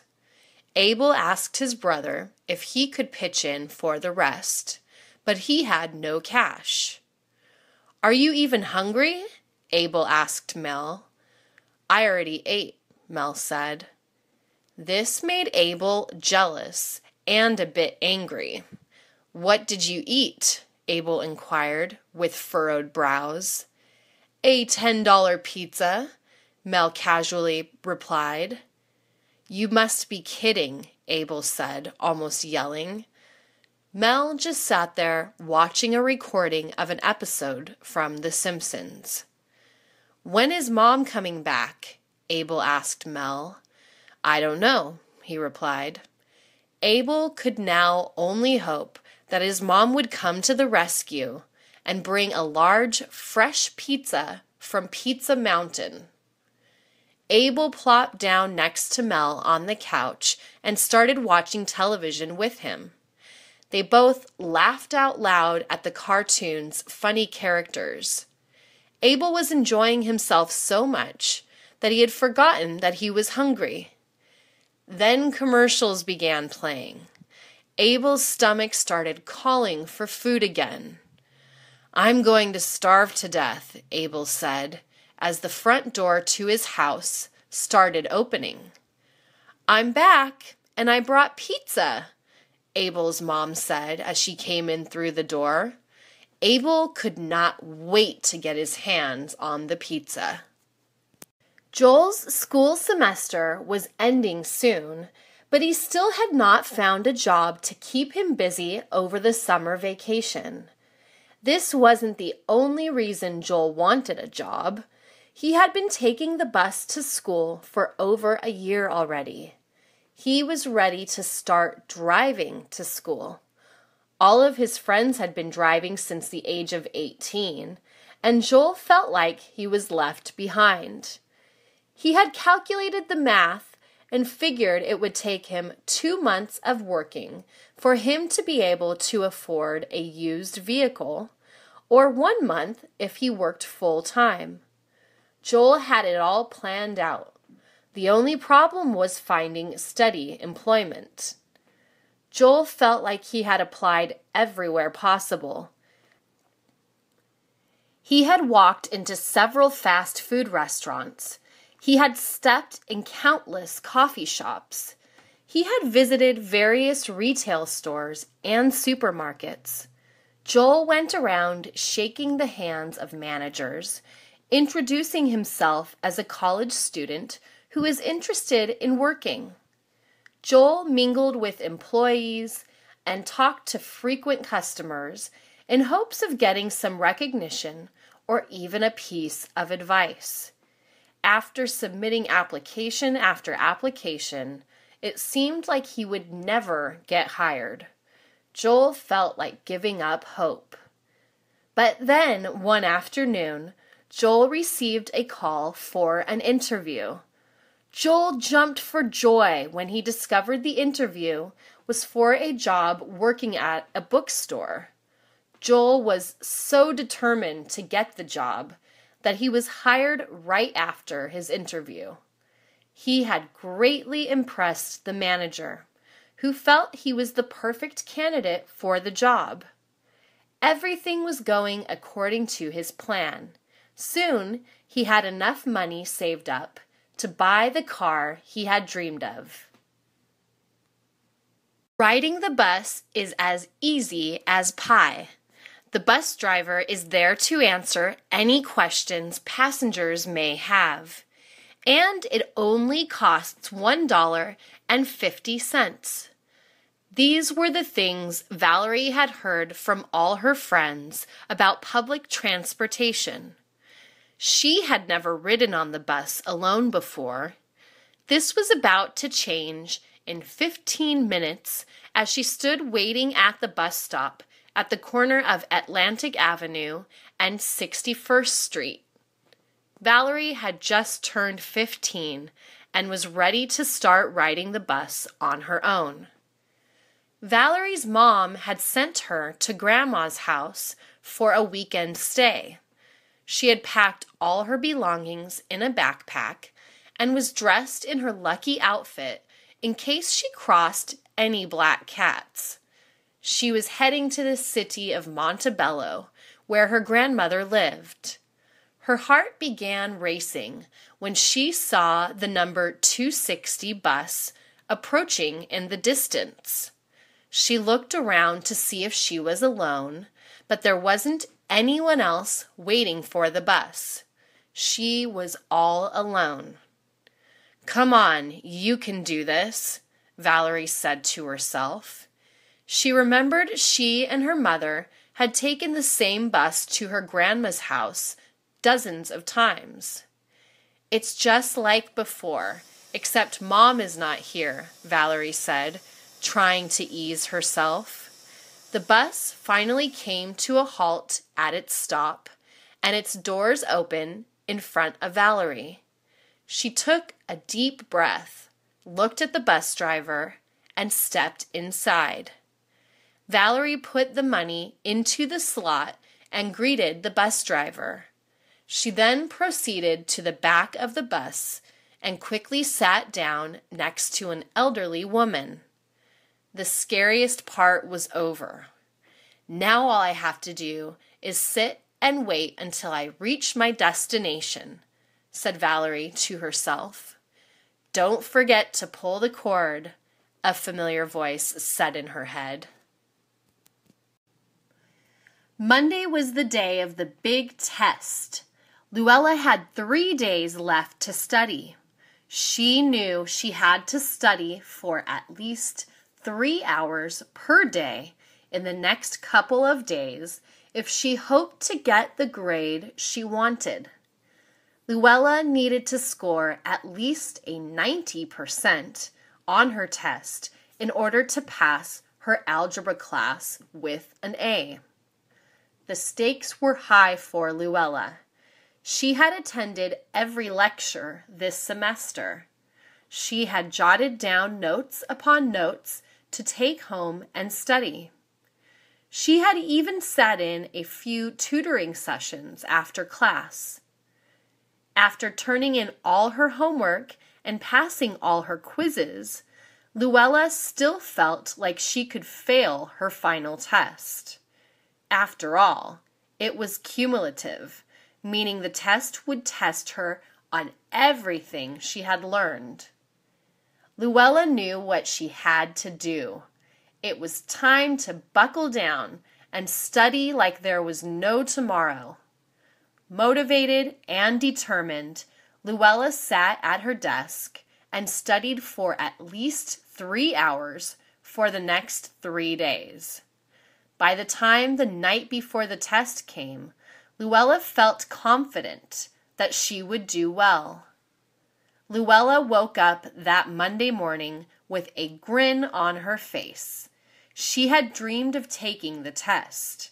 In the dream, she passed her test with an A. It was up to Luella to make her dream come true that Monday morning. Luella was assured she would.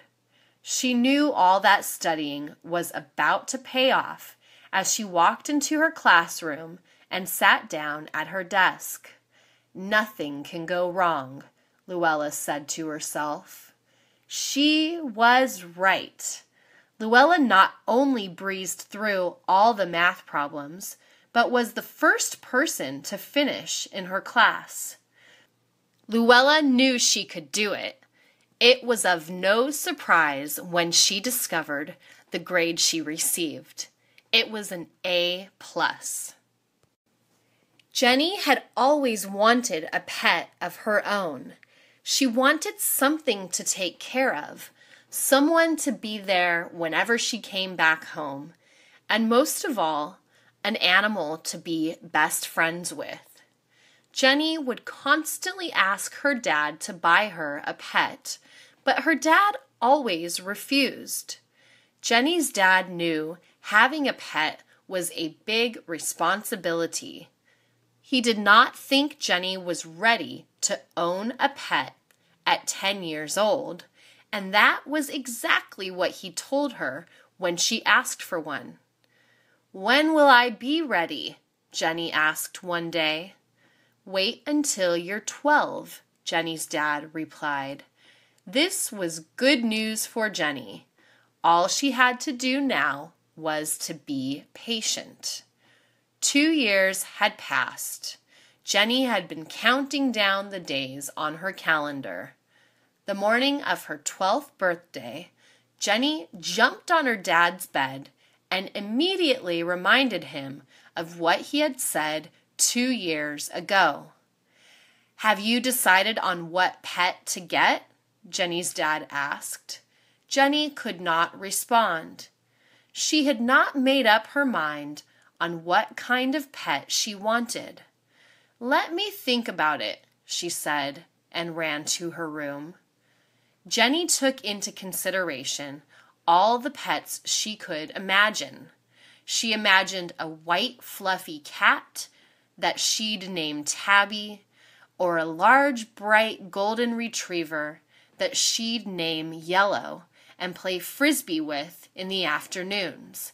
She imagined owning colorful macaw that she'd name Polly and have conversations with whenever she felt lonely. After an hour of weighing in the options, Jenny had made up her mind. Jenny's dad was surprised when he found out what pet his daughter had chosen. "I want a horse," she declared when she walked back into her dad's bedroom. "How about something a little less expensive?" he said to Jenny. "A pony?" she cleverly replied. "Let's go to the pet shop," Jenny's dad said. It was 4 o'clock when Jenny and her dad arrived at the pet shop on Slauson Avenue. The name of the pet shop was Pet Wonders. Jenny couldn't contain her excitement and yipped as she and her dad exited the car. Jenny's dad smiled at the sight of her thrilled daughter. He remembered his own first pet. It was a Chihuahua named Taco. He wondered if Pet Wonders was selling any Chihuahuas. Jenny and her dad were greeted by a short and balding man who smelled like dog food. "Hello, how can I help you guys today?" the man said. "We're here to buy a pony," Jenny exclaimed to the man. "Actually, we're here to browse," Jenny's dad said right after. "Let me know when you're ready to make a purchase," the man replied. Jenny and her dad proceeded to look through the aisles. "What do you think of these?" Jenny asked her dad. "They're too small," she said. Jenny saw a variety of colorful fishes. "What about these, Jenny?" her dad asked. "They're too slimy," said Jenny. Jenny came across snakes and turtles. "Would you like one of these?" asked her dad. "I don't think so," Jenny responded. 1 hour passed, and Jenny still had not made up her mind on which animal to choose. Jenny and her dad finally got around to see the cats and dogs. "It's either one or the other," Jenny's dad said, pointing to the cats and dogs. Jenny had to think long and hard on which pet to get. After what seemed like an eternity, Jenny looked up at her dad and said, "I can't choose one." Her dad paused for a minute, smiled, and said to her, "Then choose two." Jenny went home with a white cat and a black dog, which were the best birthday presents she had ever received. Surfing was Jeffrey's favorite pastime. Every weekend, Jeffrey and his best friend Chad would head to Santa Monica Beach, where they would surf big waves. California was the perfect place to live if you were a surfer. The sunny sky and nice temperature made it an ideal place for surfing. Best of all, California mostly maintains this kind of nice weather throughout the year. Jeffrey and Chad were grateful to be surfers in California and not in Iceland. While their other friends were skateboarding and rollerblading, Jeffrey and Chad were at the beach surfing the day away. Jeffrey was 15 years old when he first learned how to surf. Chad was 2 years younger when he started learning. They both had met at a surfing competition. Jeffrey was 18 and Chad 16 at the time of the competition. Despite being rivals at first, Jeffrey and Chad soon became buddies after the competition. Now 21 and 19, Jeffrey and Chad had become the best surfers on the West Coast. Their medals and trophies were proof of this. There wasn't anything more satisfying in the world than surfing the waters as the sun beamed from above and the wind blew by. Surfing was an exhilarating and incredible experience. It was also a great stress reliever. Jeffrey and Chad felt as if they were on top of the world when surfing. Nothing else mattered when you were in the midst of a barrel ride. Jeffrey and Chad knew that surfing for them would be a lifelong passion. The beach was a great place to be at. This was especially true in the summer when pretty girls would gather on the weekends, bonfires would line the shores at night, and vendors and artists would attract visitors to purchase their wares. There was never a dull moment while at the beach. But if it wasn't for the waters, Jeffrey and Chad would have no reason to go to the beach. There once was a little living doll. She lived inside a doll house that was placed in the corner of a little girl's room. The doll's name was Jane, and the little girl's was Diana. Diana and Jane were best friends. No one else knows that Jane can talk and breathe like anyone else. It was a secret between Jane and Diana. Jane and Diana would play together every day. Sometimes they would play within the dollhouse. They liked watching movies, playing hide and seek, and painting. They also liked playing outside with toy cars and drawing with chalk on the ground. Since Diana was far too big and Jane far too small, they could not play hide and seek and run over long distances. Instead, they enjoyed playing their own version of hide and seek. When they played, it would have to be inside a small room. Jane was always the one to hide, since it was easy for her to do so. One day, it was Diana's birthday, and she had several of classmates from school come over to celebrate. Jane stayed hidden from plain sight in Diana's room. At one point, things became rowdy among some of the boys and girls, and they began to chase each other around the house. Then a few of them entered Diana's room and began invading her things. One of the boys got a hold of Jane, who was in her dollhouse, and started to toss and play catch with her among the boys. Then Diana came into the room and took notice of what was happening to Jane, and immediately yelled for them to stop. They put Jane back down. Jane was so frightened but relieved to be saved. "Get out!" Diana screamed. After everybody left, Diana lifted up Jane and asked her if she was okay. Diana was happy to see that Jane was in one piece. It would be the last time that Diana would bring anyone over to play. This secret was too great to risk its discovery. Nobody could ever know of Jane the living doll.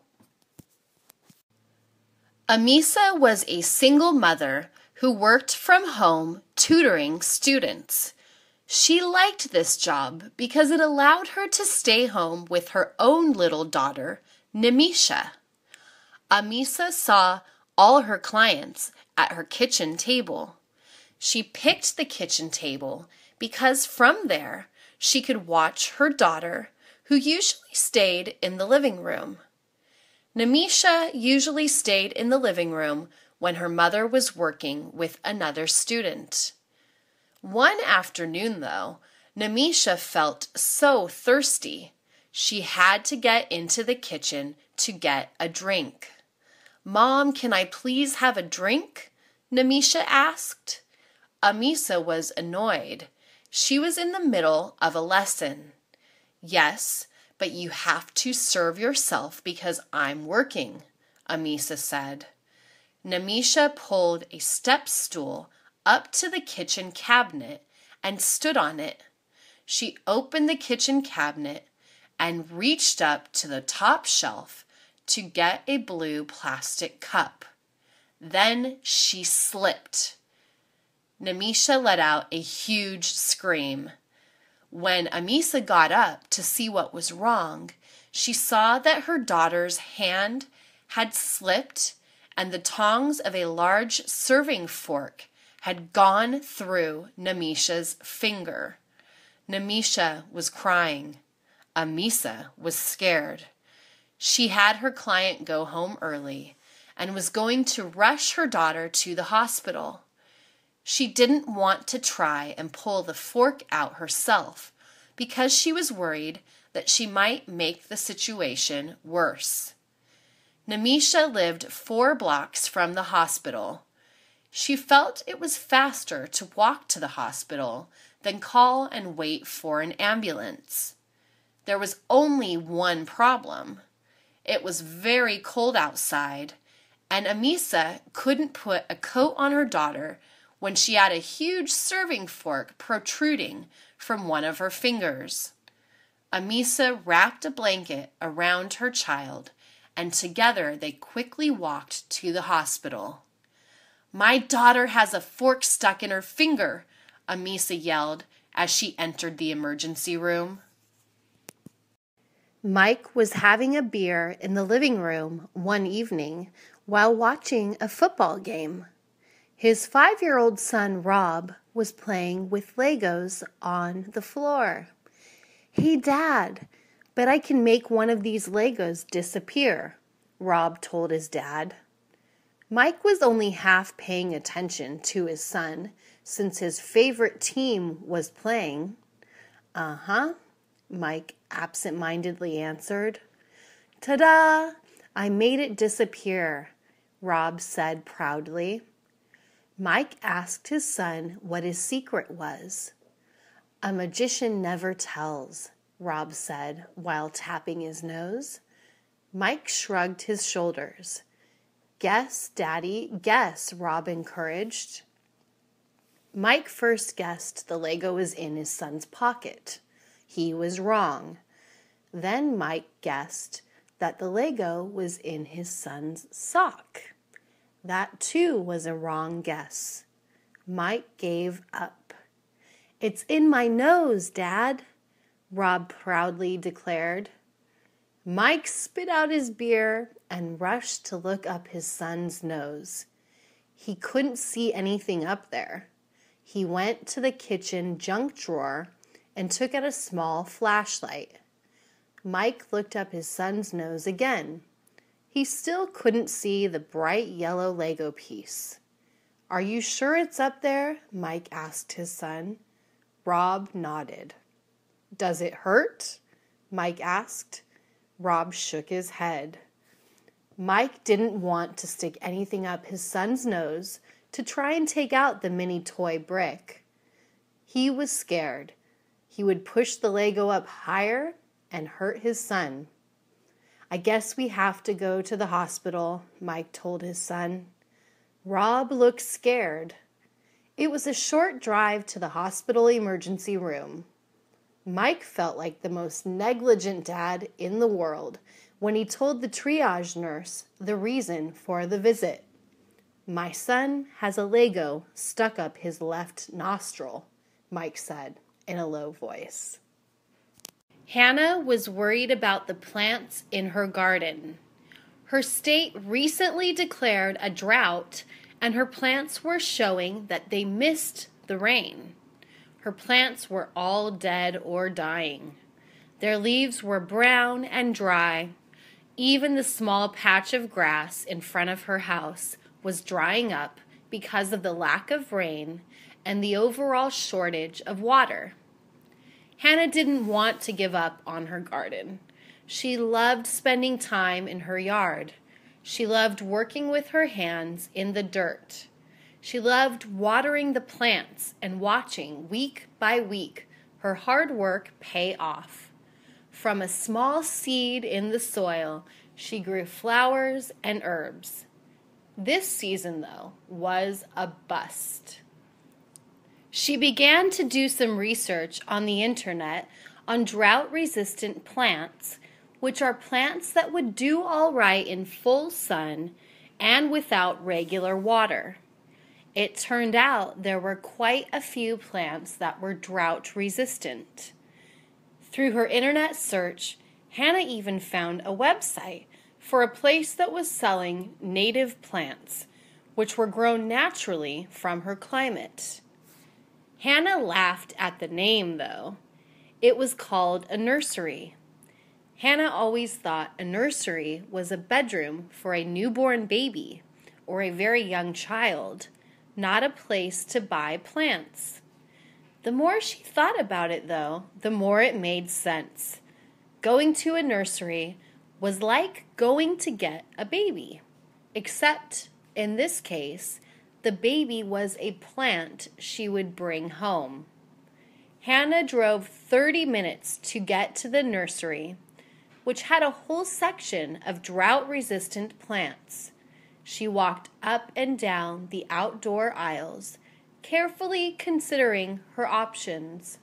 Then she stopped in front of a small seedling that was just flowering. I found my baby, she thought. Catherine loved Facebook. With Facebook, she could keep in contact with her family, no matter how far away they were.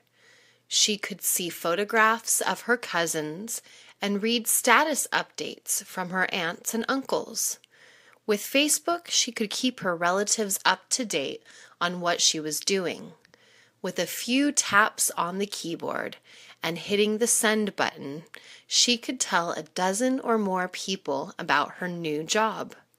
She could also send pictures so that they wouldn't worry that she wasn't eating enough or was unhealthy. Another thing Catherine loved about Facebook was that she didn't have to think about time zones when updating family. Whenever she called her parents or other relatives, she always had to think about the time difference so that she wouldn't wake someone up or call when she knew they were at church. Facebook was so convenient. Another thing happened when Catherine joined Facebook, though. Some people she went to high school with started to add her as a friend. At first, this didn't bother her. She loved learning about the success of people she knew when she was just a teenager. She loved finding out people were getting married, having babies, and traveling. Soon, however, Catherine found herself comparing herself to the people she was reading about on Facebook. It began to make her feel bad that some people seemed to be doing so much better than she was. They had better jobs, nicer clothes, and cuter boyfriends. She was also spending a lot of time on Facebook. It took a lot of time and energy to keep up with everyone's status updates. Catherine started to think. She looked at the list of over 500 friends she had on Facebook and realized some of them were not really friends at all. Jose Luis was taking the train to work one day when he noticed a woman with a big German shepherd getting on the train. This made him nervous. What if that dog attacked someone? Jose Luis didn't know that people could bring pets with them onto trains. It seemed unsafe. He stepped closer to the dog. The German shepherd seemed friendly enough. Just as he put out his hand to pet the dog, the woman stopped him. "Please don't pet him. He's working," the lady told him. Jose Luis didn't understand. The woman explained that she was blind and that the dog Hampton acted as her eyes, helping her navigate her way around the city. The woman pointed out the special vest that Hampton was wearing. The vest was printed with the words, "Service Animal."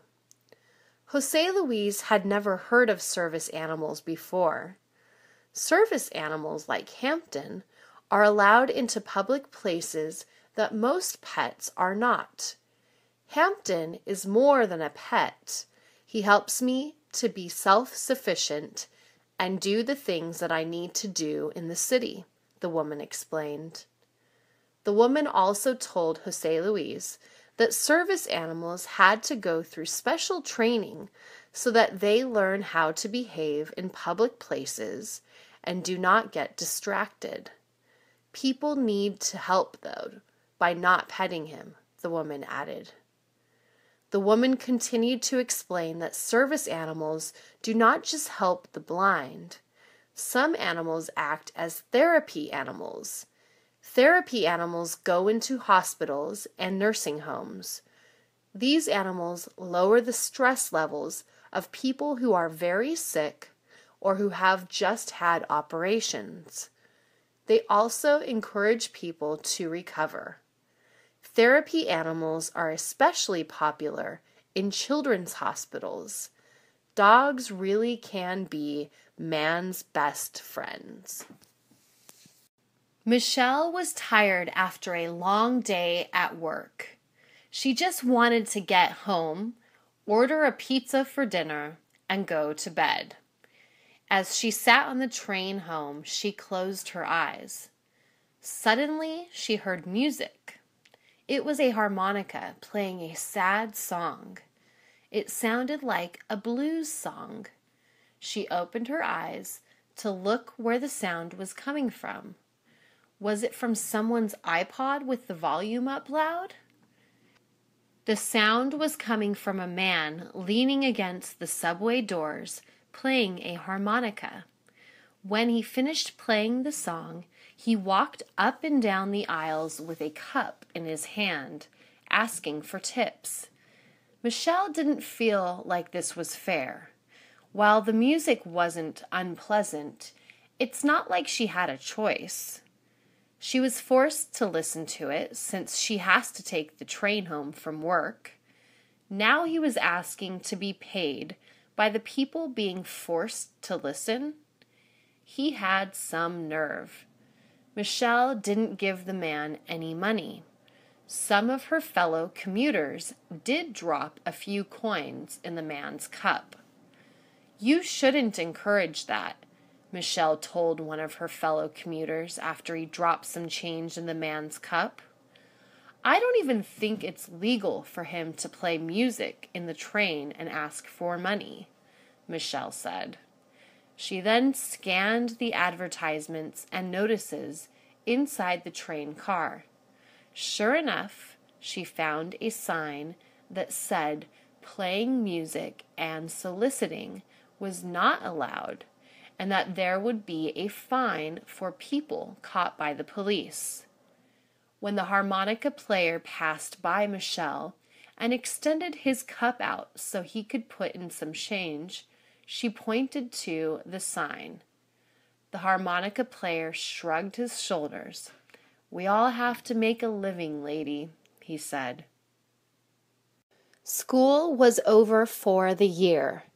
This meant that the school's after-school program, which kept Adriana's daughter, June, in school until she was done with work, was also over. The after-school program was convenient because June didn't have to leave the school. Adriana didn't have to worry about her daughter being home alone. The after-school program also made sure that June did her homework. This made Adriana's job as a single mother so much easier. All she had to worry about when she picked her daughter up from school was dinner. One of the best things about the after-school program was the cost. It only cost $30 a month. The school did not offer a summer program. Adriana did not have a summer vacation from work, so she needed to find a program that would watch June while she was working.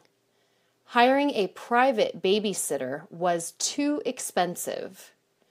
Another mom from June's school gave Adriana information about a local recreational center that was offering a summer program for school-age kids.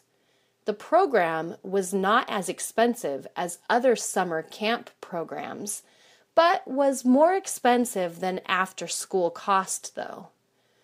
The summer program cost $50 a week. Adriana didn't know how she could afford the program. June didn't understand the sacrifices her mother had to make for her. She was just excited to attend the summer program. She had never been in summer camp before. June was especially excited because her friends would be there with her.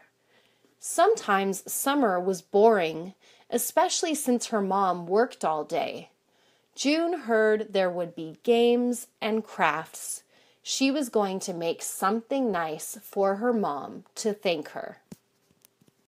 Emma felt really bad when someone from her daughter Jessica's school informed her that Jessica needed special education services.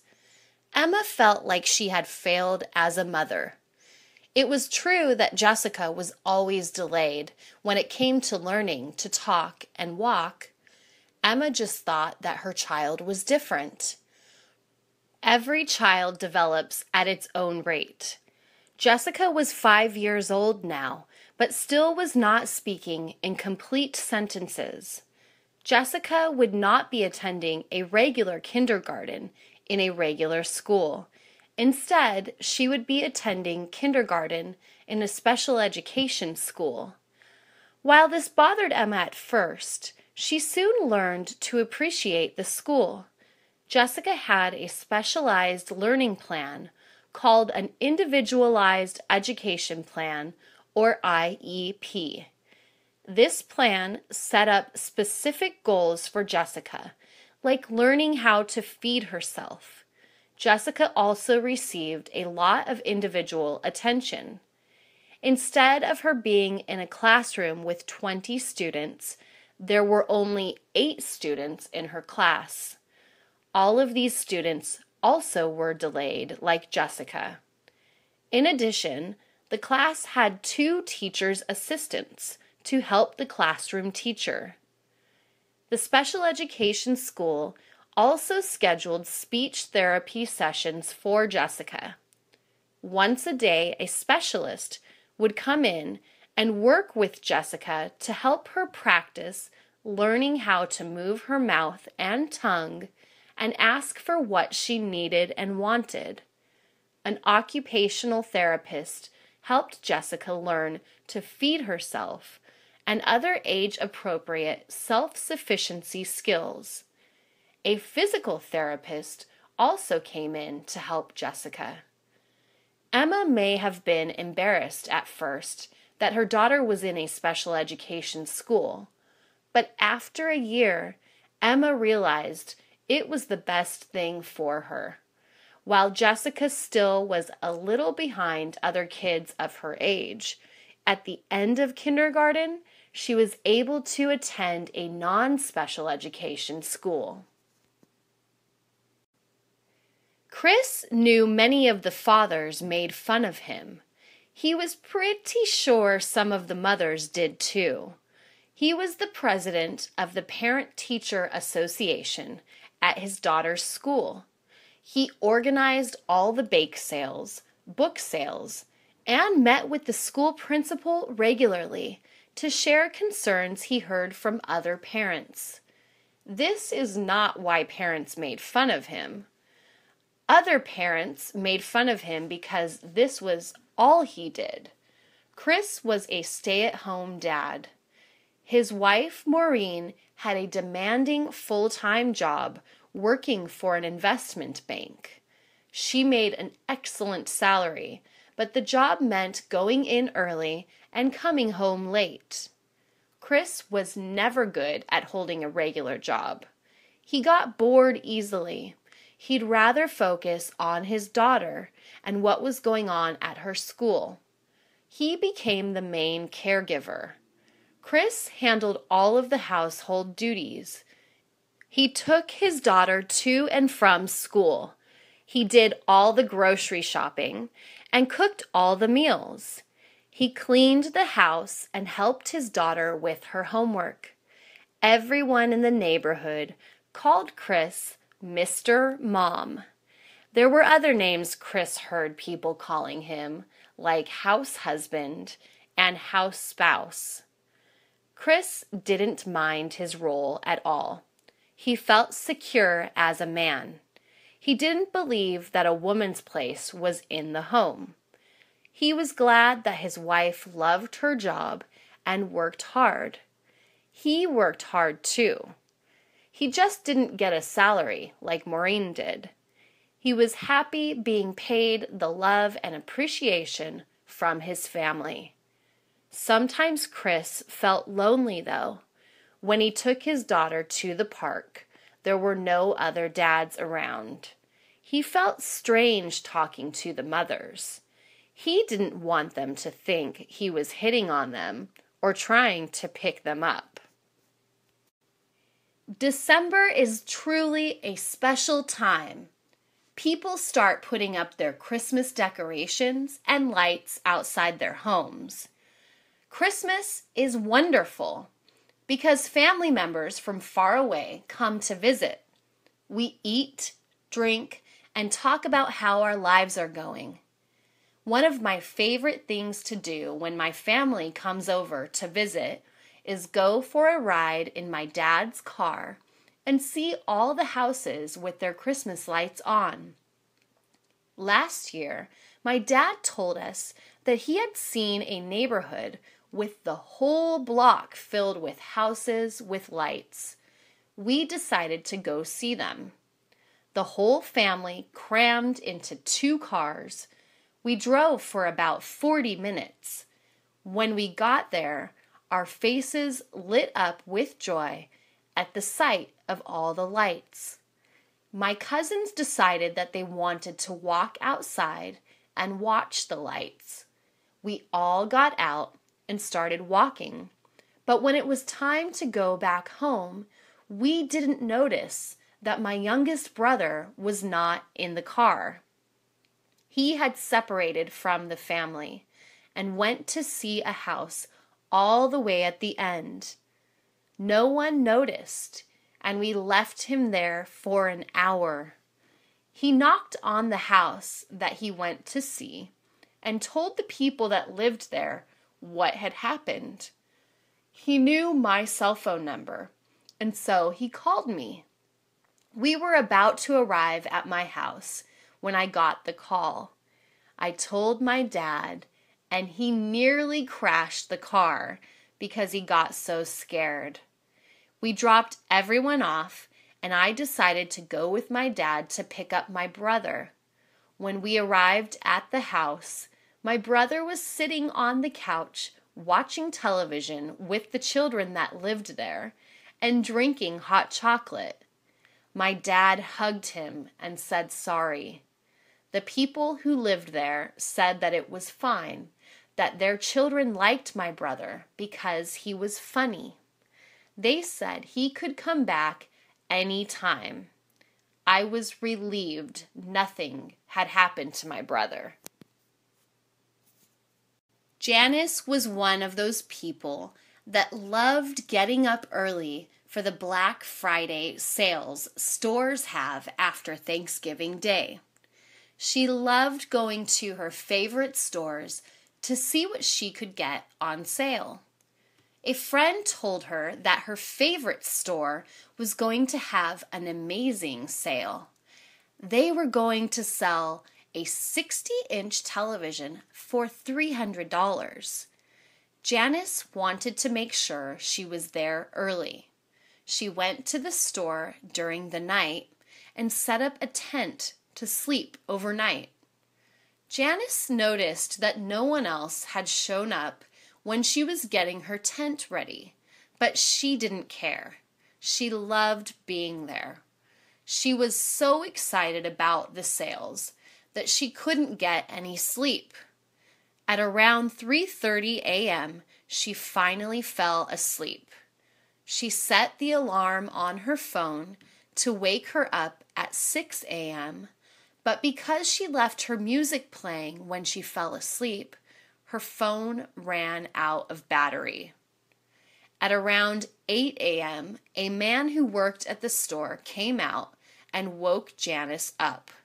She was surprised and asked him what time it was. He said it was 8 a.m. and she couldn't believe it. She went into the store and left her tent behind. She wanted to see if they still had the televisions. Janice saw that they didn't. People started looking at her because her hair was a mess. She felt embarrassed and went back to get her stuff. While she was going back home, she noticed another store that was open. She decided to go in and was surprised to see that they had the television she wanted.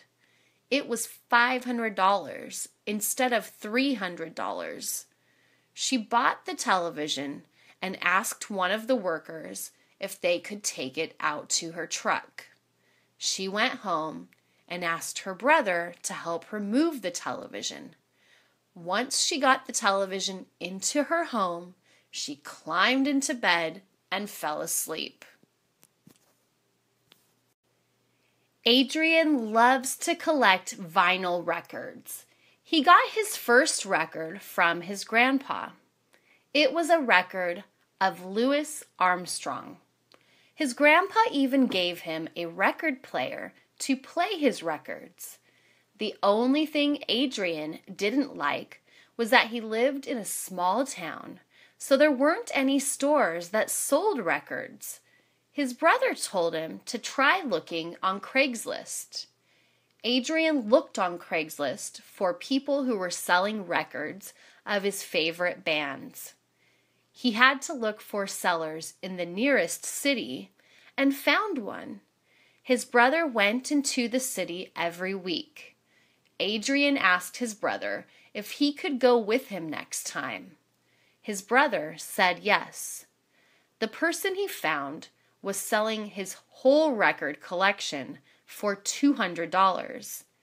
Adrian was excited and took out the money he had been saving. Adrian's brother told him he had read about bad stuff happening to people over Craigslist. They emailed the guy that was selling the records and told him to meet at a Starbucks. When Adrian and his brother got there, they saw the guy outside of the Starbucks drinking a coffee.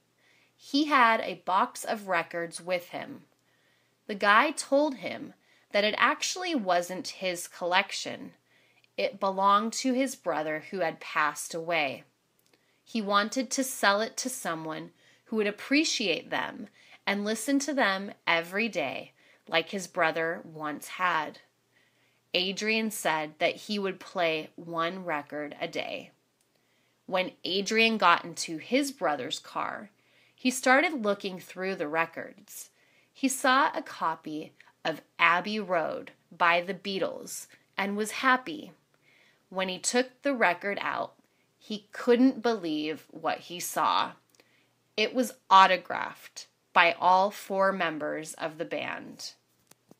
Rocky was a big baseball fan. He lived in Philadelphia, but was originally from Los Angeles. He made sure to go watch the Dodgers every time they played the Phillies. Rocky will never forget the last game he saw at Citizens Bank Ballpark, which is where the Phillies play. It started off as a normal game for Rocky.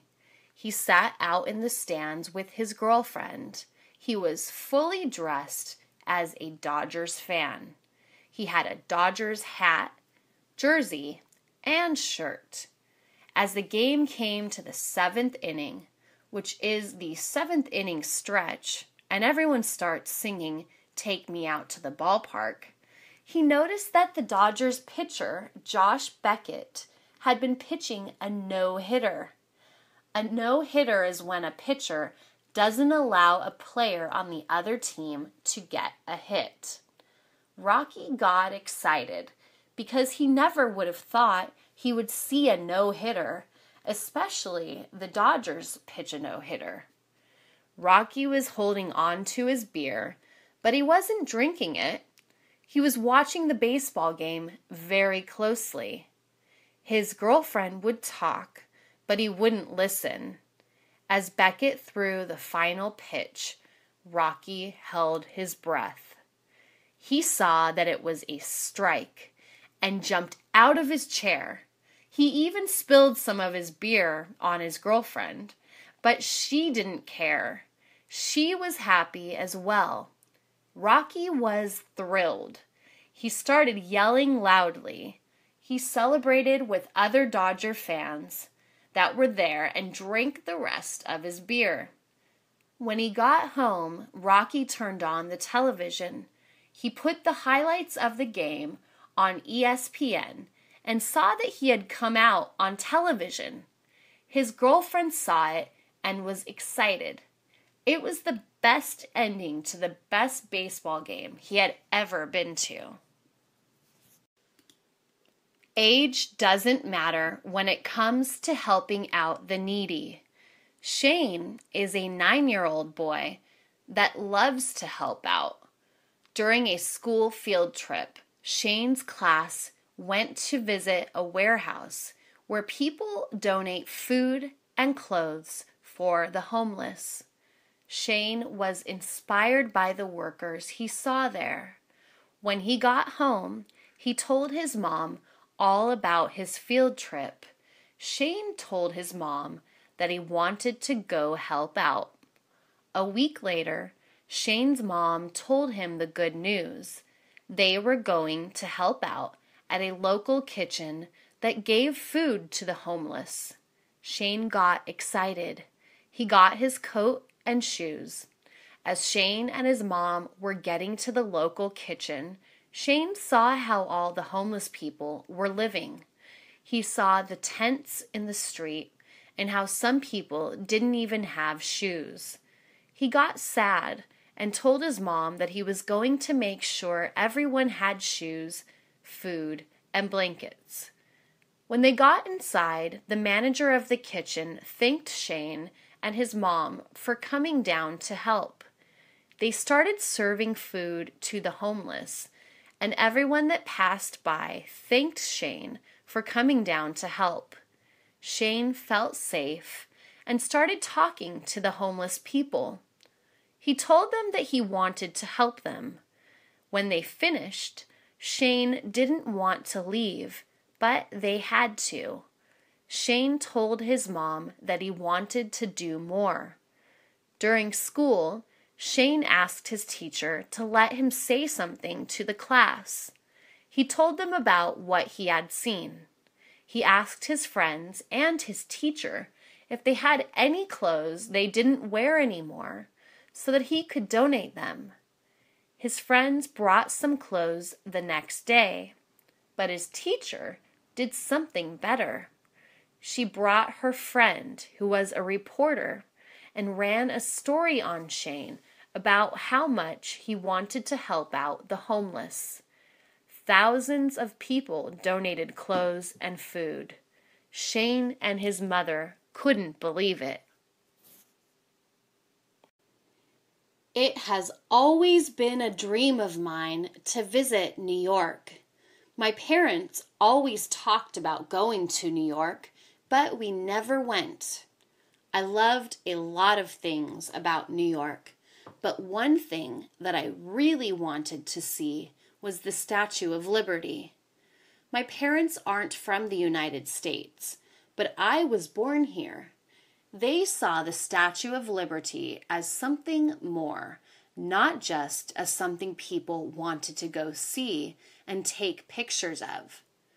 My parents never saw the Statue of Liberty because we lived in Texas.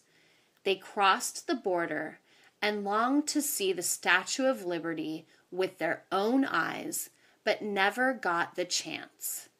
I decided that I was going to fulfill their dream. I finally saved enough money for a plane ticket and went to stay with a friend that I had met at home, but now in New York. We talked over the internet, and she told me that if I ever got the chance to go to New York, I could stay with her.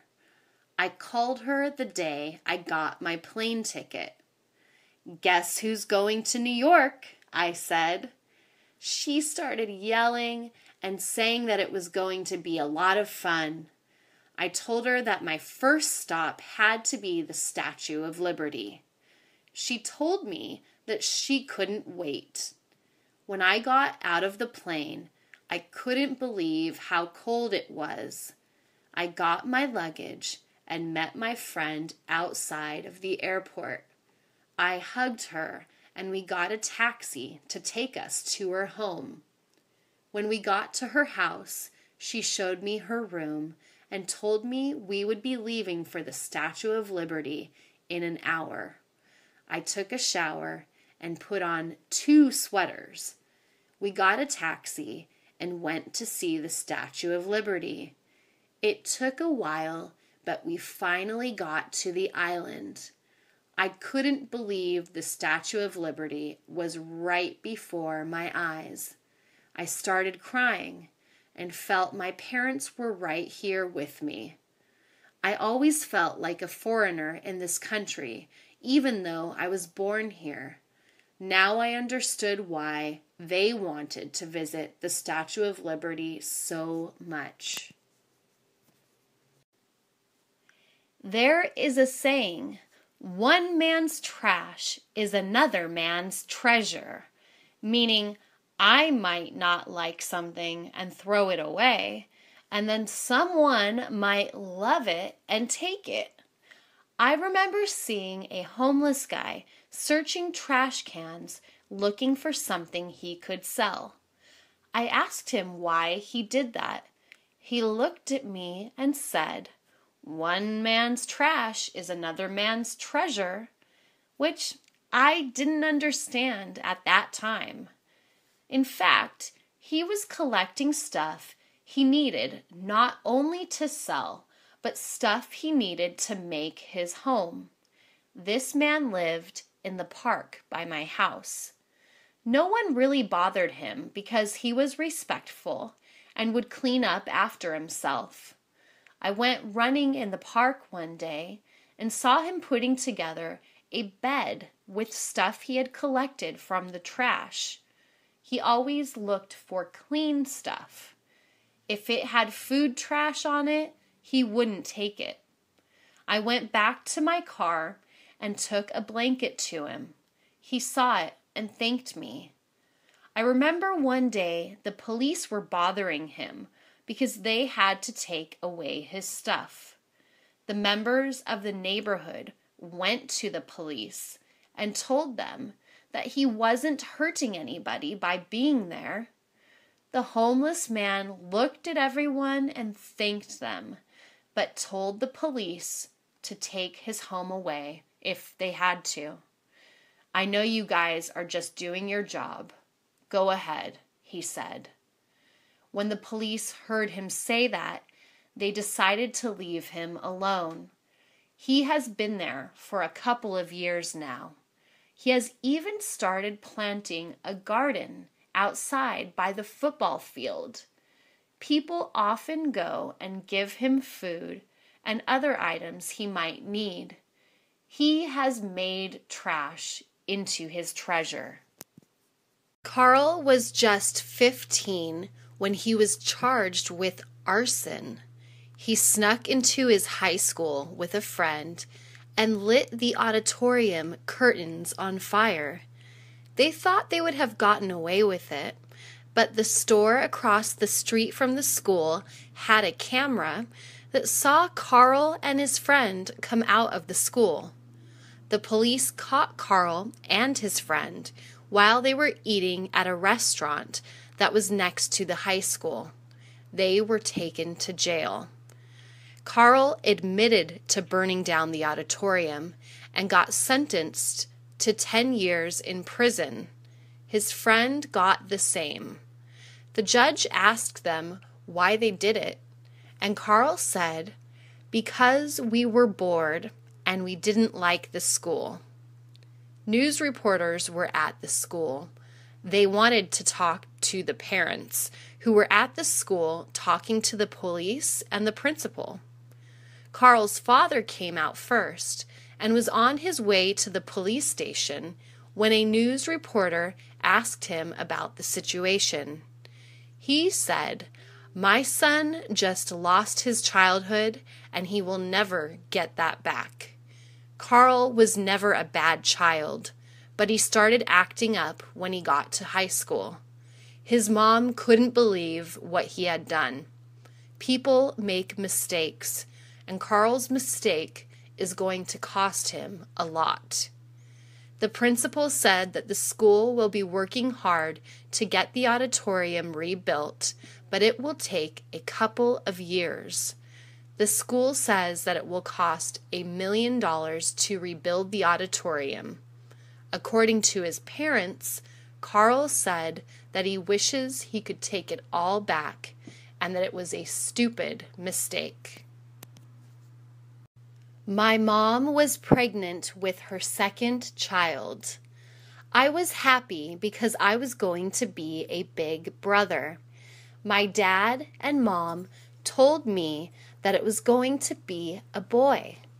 I was excited because that meant I could boss him around and tell him to do my chores. She told all her friends that she was having a boy.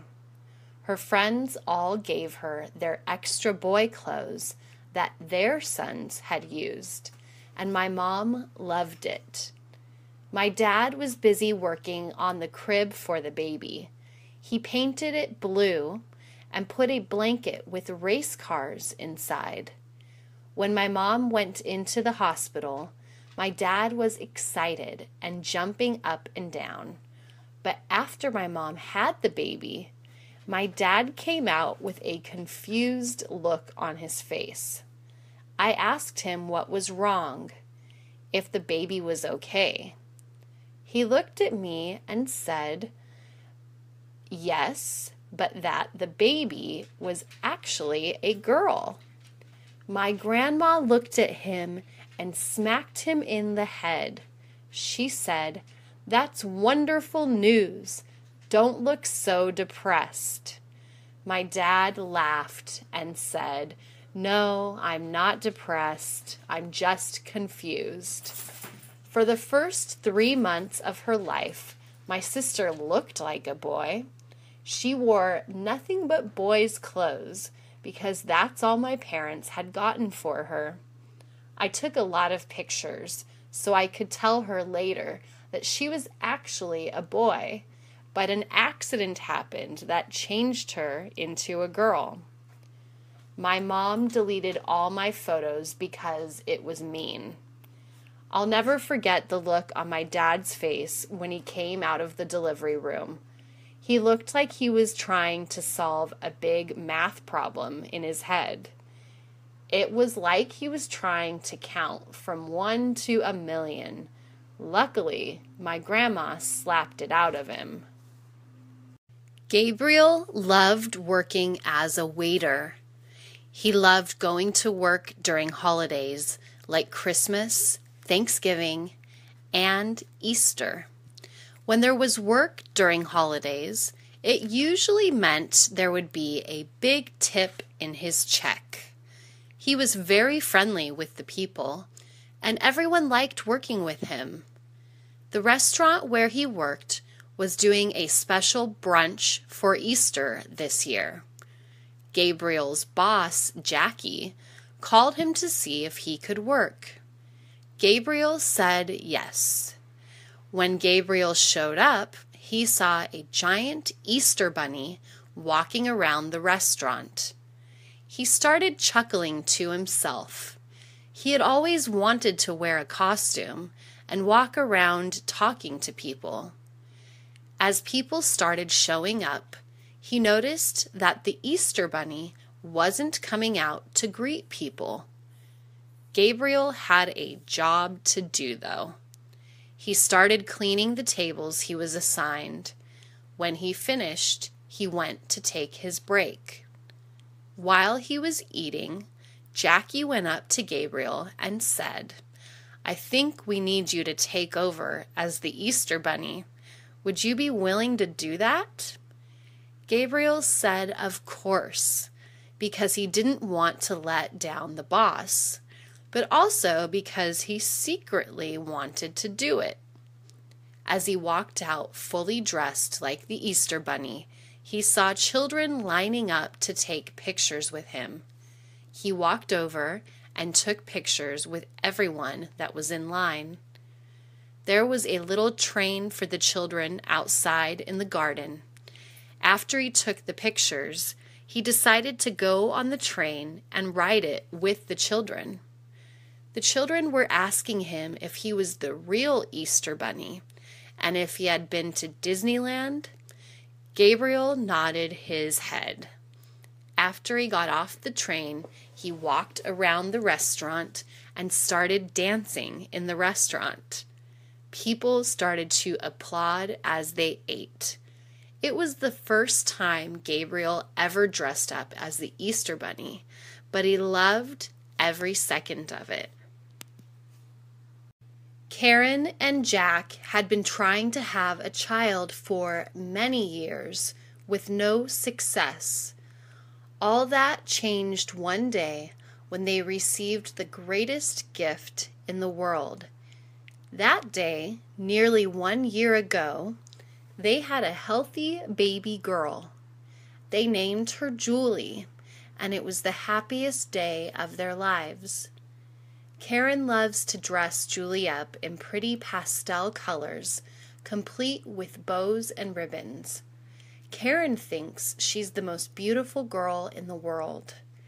The other day, the small family went shopping, and all of a sudden, Karen let out a loud scream.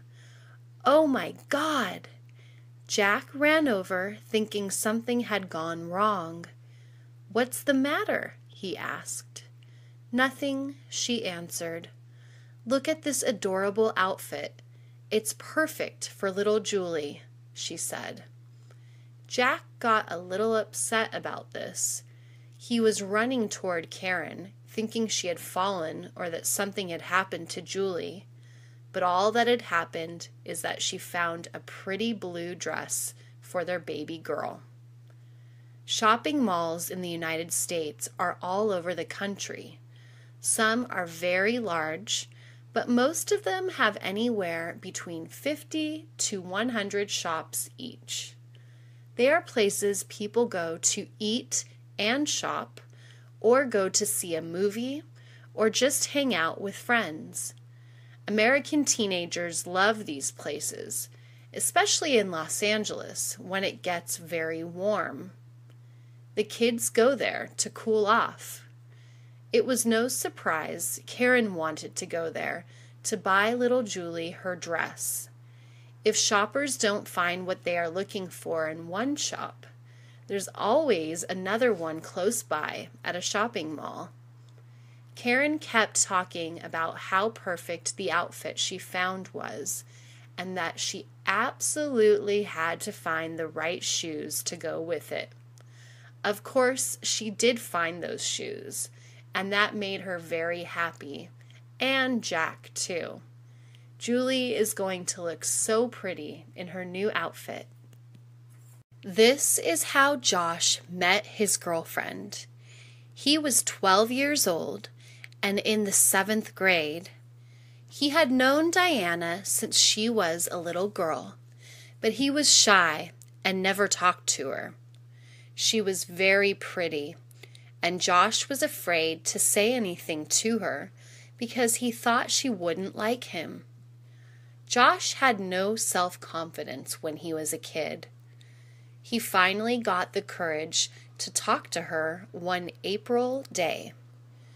The school was right on a busy street, so a crossing guard helped students cross to the other side. The guard carried a sign over his head that said, "Stop," so that cars would not hit anyone. The rule was that no one could cross the street without the guard, so everyone always waited. One day, Josh got to the corner and the crossing guard was gone, so he decided to cross the street alone.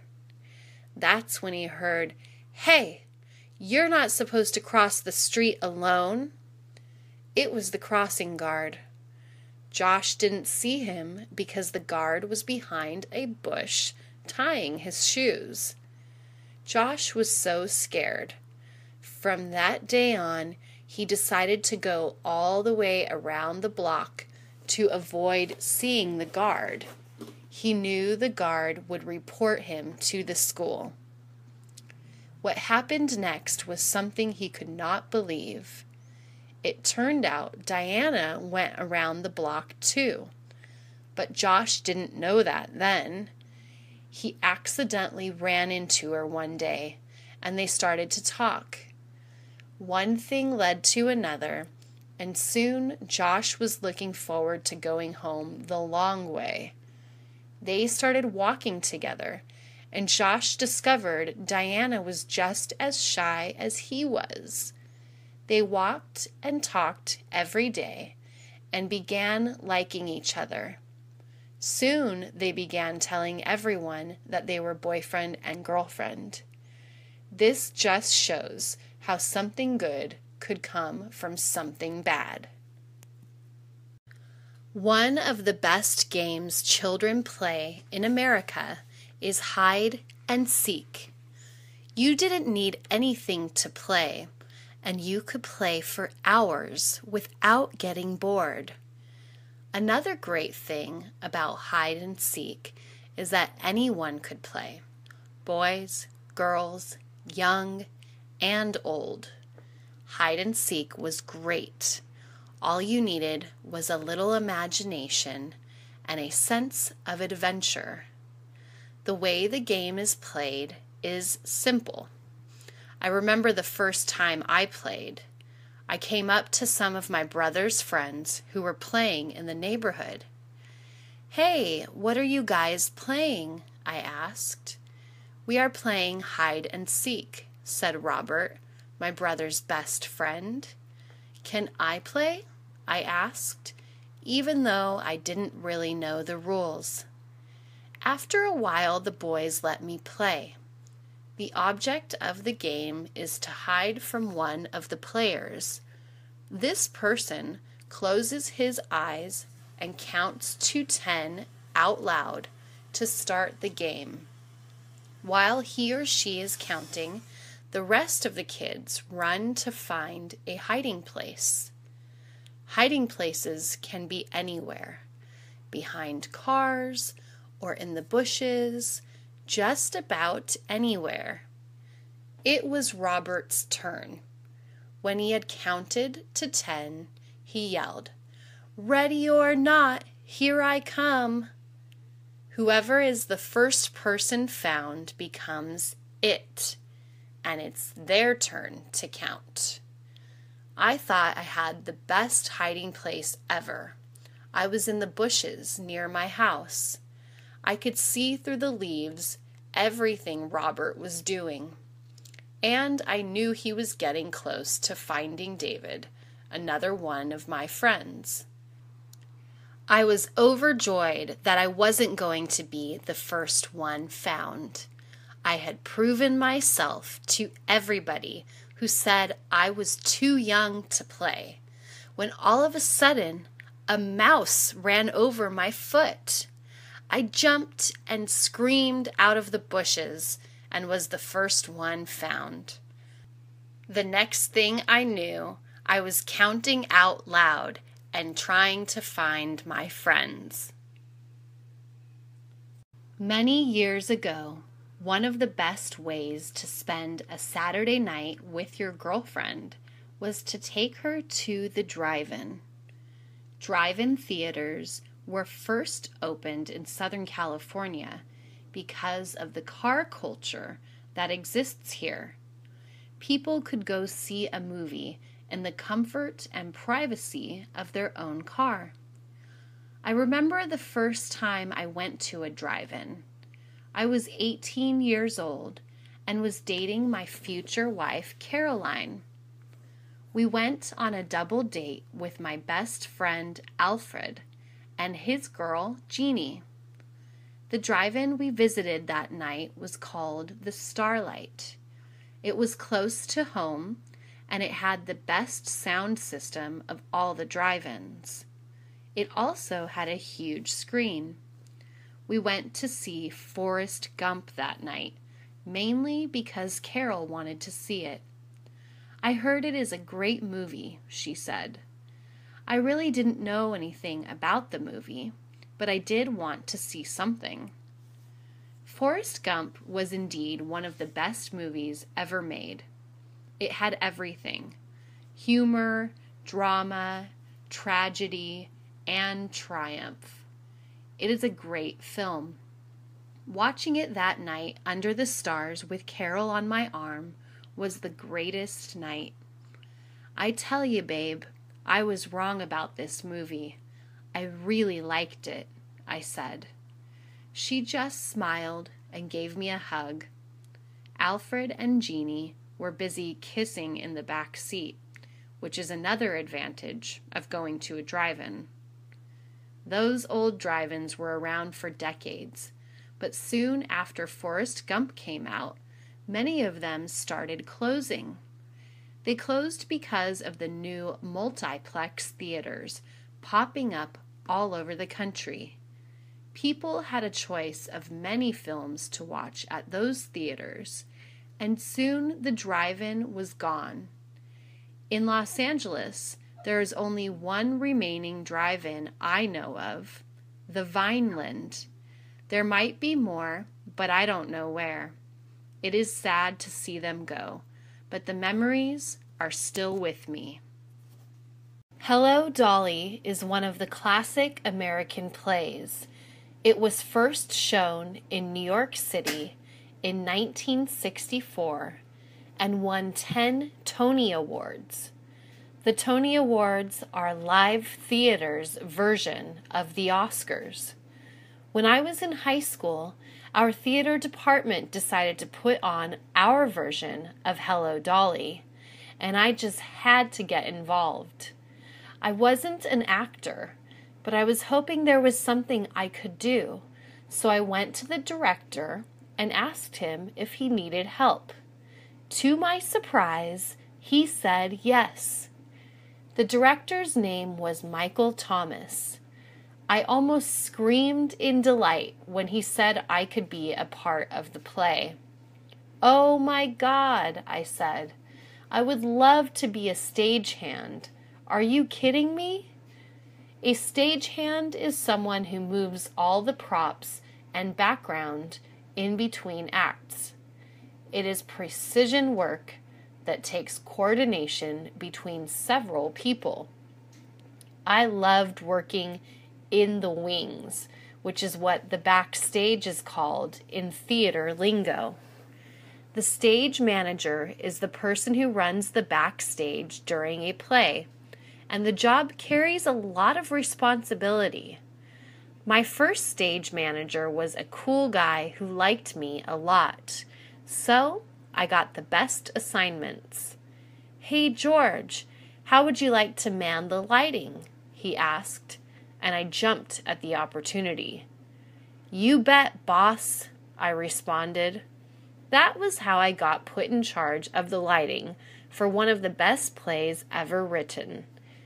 Even though this was just a high school production, we played to packed houses almost every night we were on. I did such a great job that when the theater department decided to put on West Side Story the next semester, they asked me if I wanted to join the team. It was such an honor to be selected, so of course my answer was yes. One of the greatest American traditions is the game of baseball. Living in Los Angeles has given me the chance to watch one of the oldest baseball teams in the history of the game, the Dodgers. The team came into existence in New York City in the 1880s when they were known by several names. Until 1956, the Dodgers played in Brooklyn, New York. But in 1957, the team moved west to Los Angeles, and it has played there ever since. I recently asked my wife, Josie, if she wanted to go to a game one night. And of course, she said yes. Why wouldn't I want to go? The weather is great and the stadium is beautiful. Besides, I think we need a break in our routine, she said. You're absolutely right, baby. Let's go, I said. We were off to Dodger Stadium, which is nestled in the hills just north of downtown LA in a neighborhood called Chavez Ravine. Even though it is the third oldest stadium in the country, it is still beautiful. Wow, this place never gets old, I said as we got to our seats. Josie agreed. It was a perfect night for a ball game. The temperature was in the low 70s, and it was a clear, breezy night. The Dodgers were playing the Giants that night.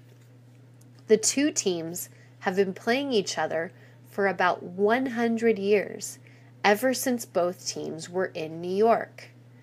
The Giants moved the same year the Dodgers did, only they moved up north to San Francisco.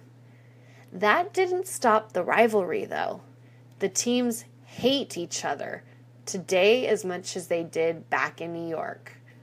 The best part of the night was that the Dodgers won, so I had a couple of Dodger dogs. I don't know what they do to these hot dogs, but they are delicious, I told Josie. She wiped some mustard off her face and said, absolutely. Did you get your costume done last night? I asked my girlfriend Audrey in the early morning of October 31st. Of course. It was ready, but you're not going to see it until tonight, she said. That was a real disappointment. I had been looking forward to seeing her latest Halloween creation.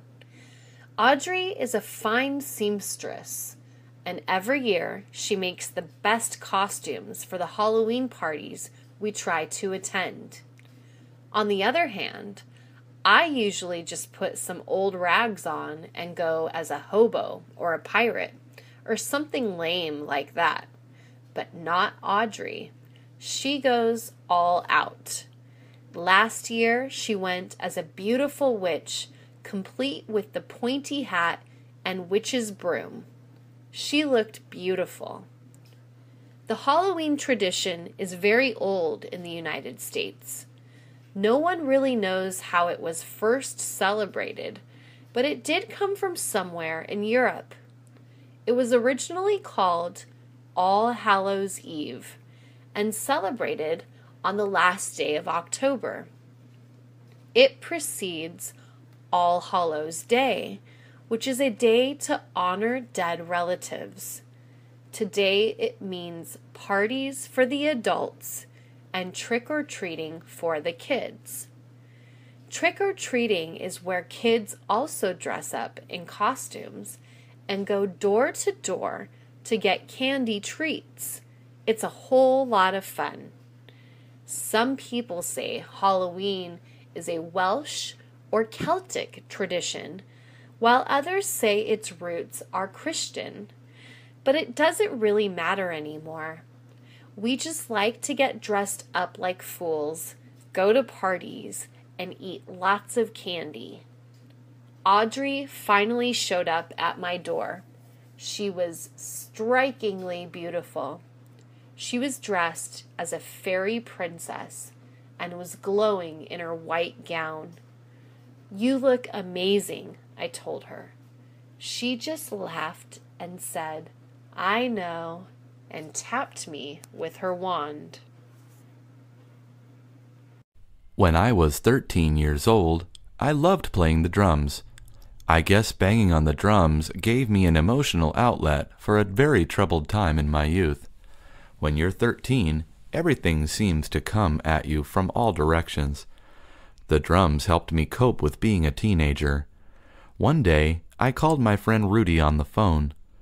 Rudy loved playing around with his guitar. Neither one of us had ever taken music lessons, but we loved our instruments. "Hey, Rudy, why don't you come over? We can play for a while," I suggested. "No problem, man. If it's okay with you, I'll bring my cousin Bobby with me. He plays the bass guitar." I told him that would be great, and waited for them to arrive. Bobby didn't just play bass, he jammed at it. "You really rock on that bass, Bobby," I told him. He said he had been playing for years and wanted to form a band. We all looked at each other, and it hit us like a bolt of lightning. "We can do this," Rudy and I said at the same time. "All we need is a vocalist," I said, to which Bobby chirped, "I can do that too." That was the beginning of the best rock and roll band ever, the Coke Bottles. Of course that was an exaggeration, but it turned out we were pretty good for a bunch of novices. The three of us began meeting at my place every week to practice playing together and to bounce song ideas off each other.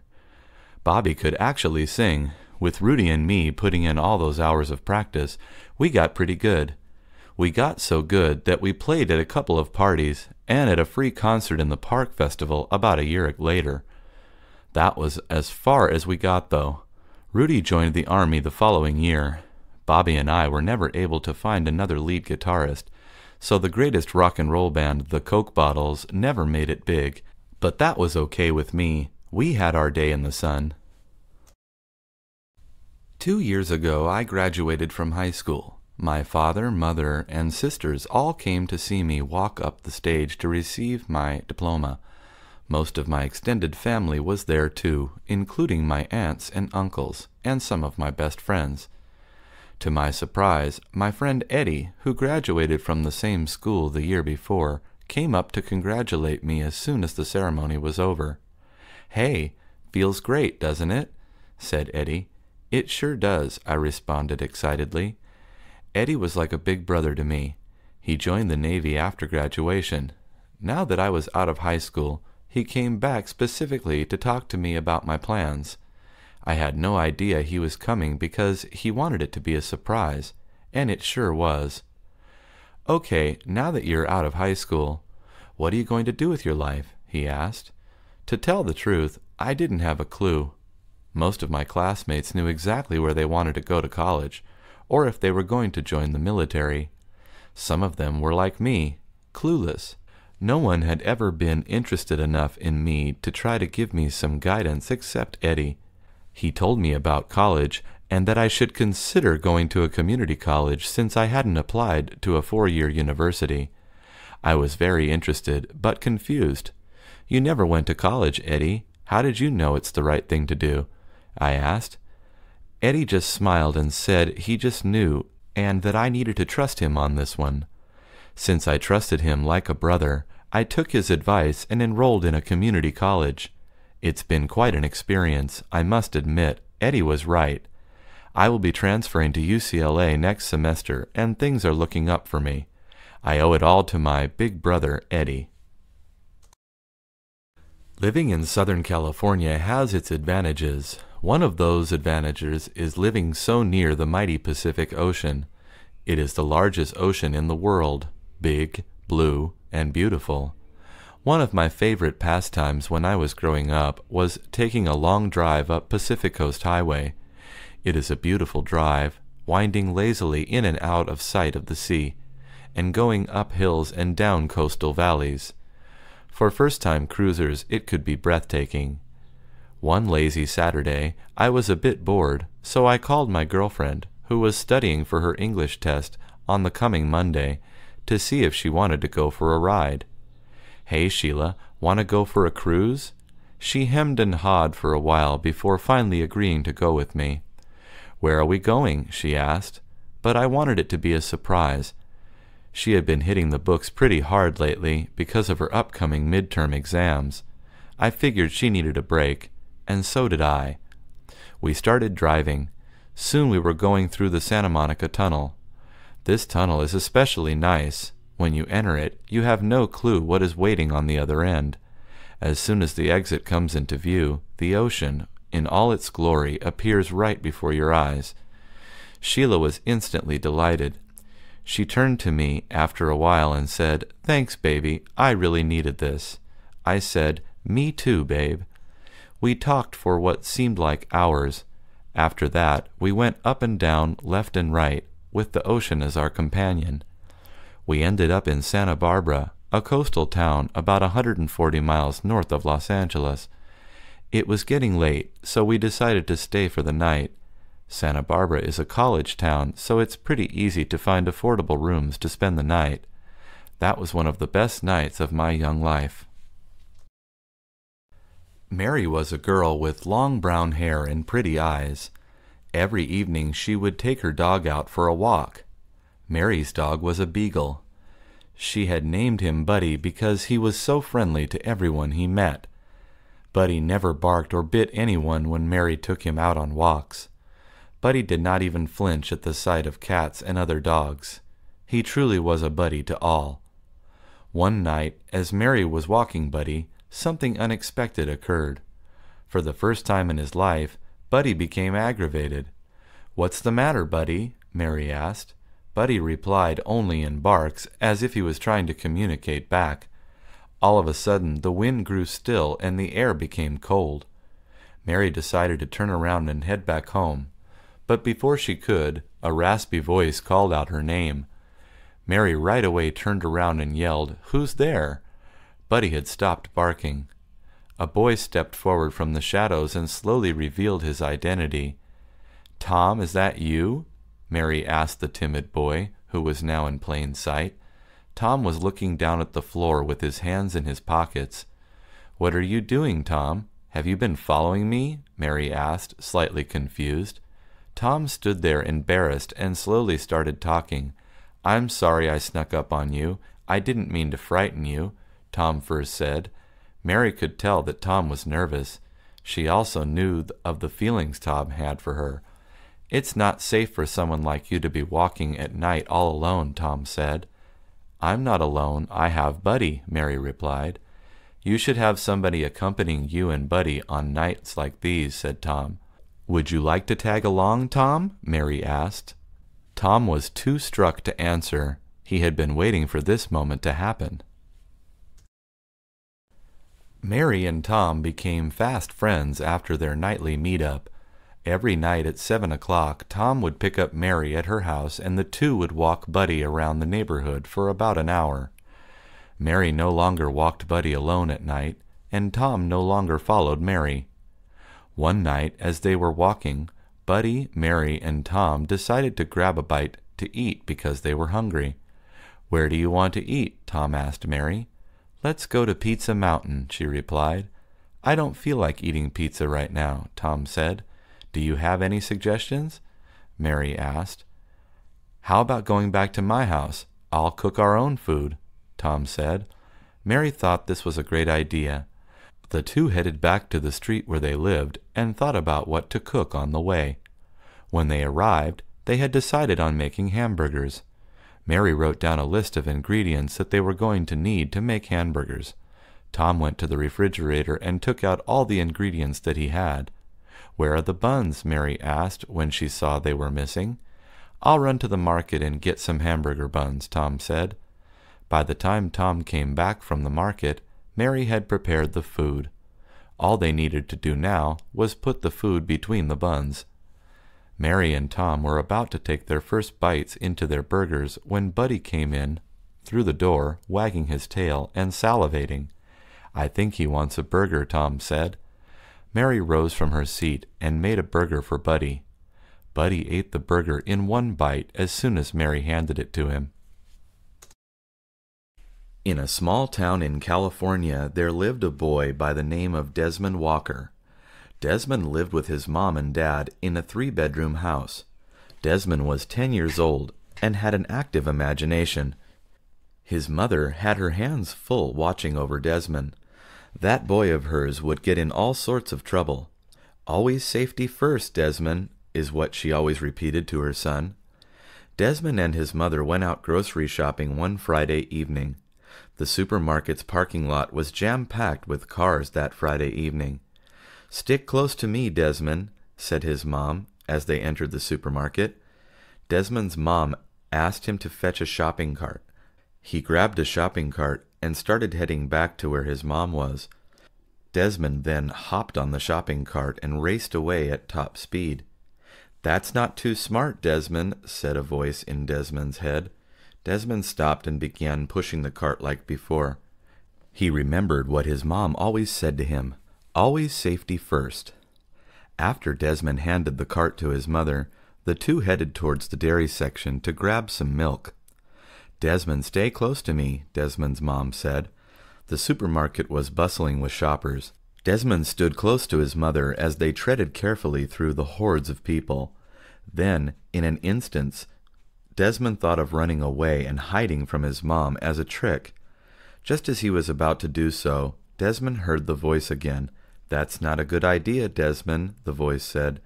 Desmond had remembered his mom's golden rule. Always safety first. "You've been such a good boy today," Desmond's mom said to Desmond. Desmond said thank you and was treated to ice cream as a reward.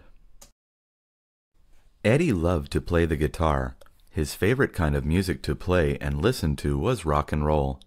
Eddie had been playing the guitar since the age of 13. He had an older brother who also played the guitar.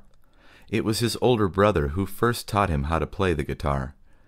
Eddie, now 17 years old, aspired to be a famous musician one day.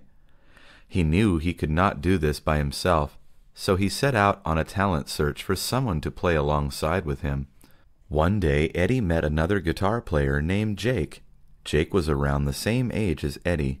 Both Eddie and Jake shared a similar taste in music. When Eddie asked Jake if he would like to form a band, Jake said yes. "What's the name of our band?" Jake asked. Eddie had not thought of a name for the group yet. "I'm open to any suggestions you might have," Eddie said to Jake. The next day, Jake thought of a perfect name. Eddie liked the name as soon as he heard it. From then on, the name of Eddie and Jake's band was Jet Sam. Eddie and Jake started learning how to play songs on their guitars together. Although they both listened to a variety of rock groups, they focused primarily on learning the songs of their favorite ensemble, the Beatles. Almost everybody loved the Beatles. Learning to sing and play their songs seemed like the best thing to do.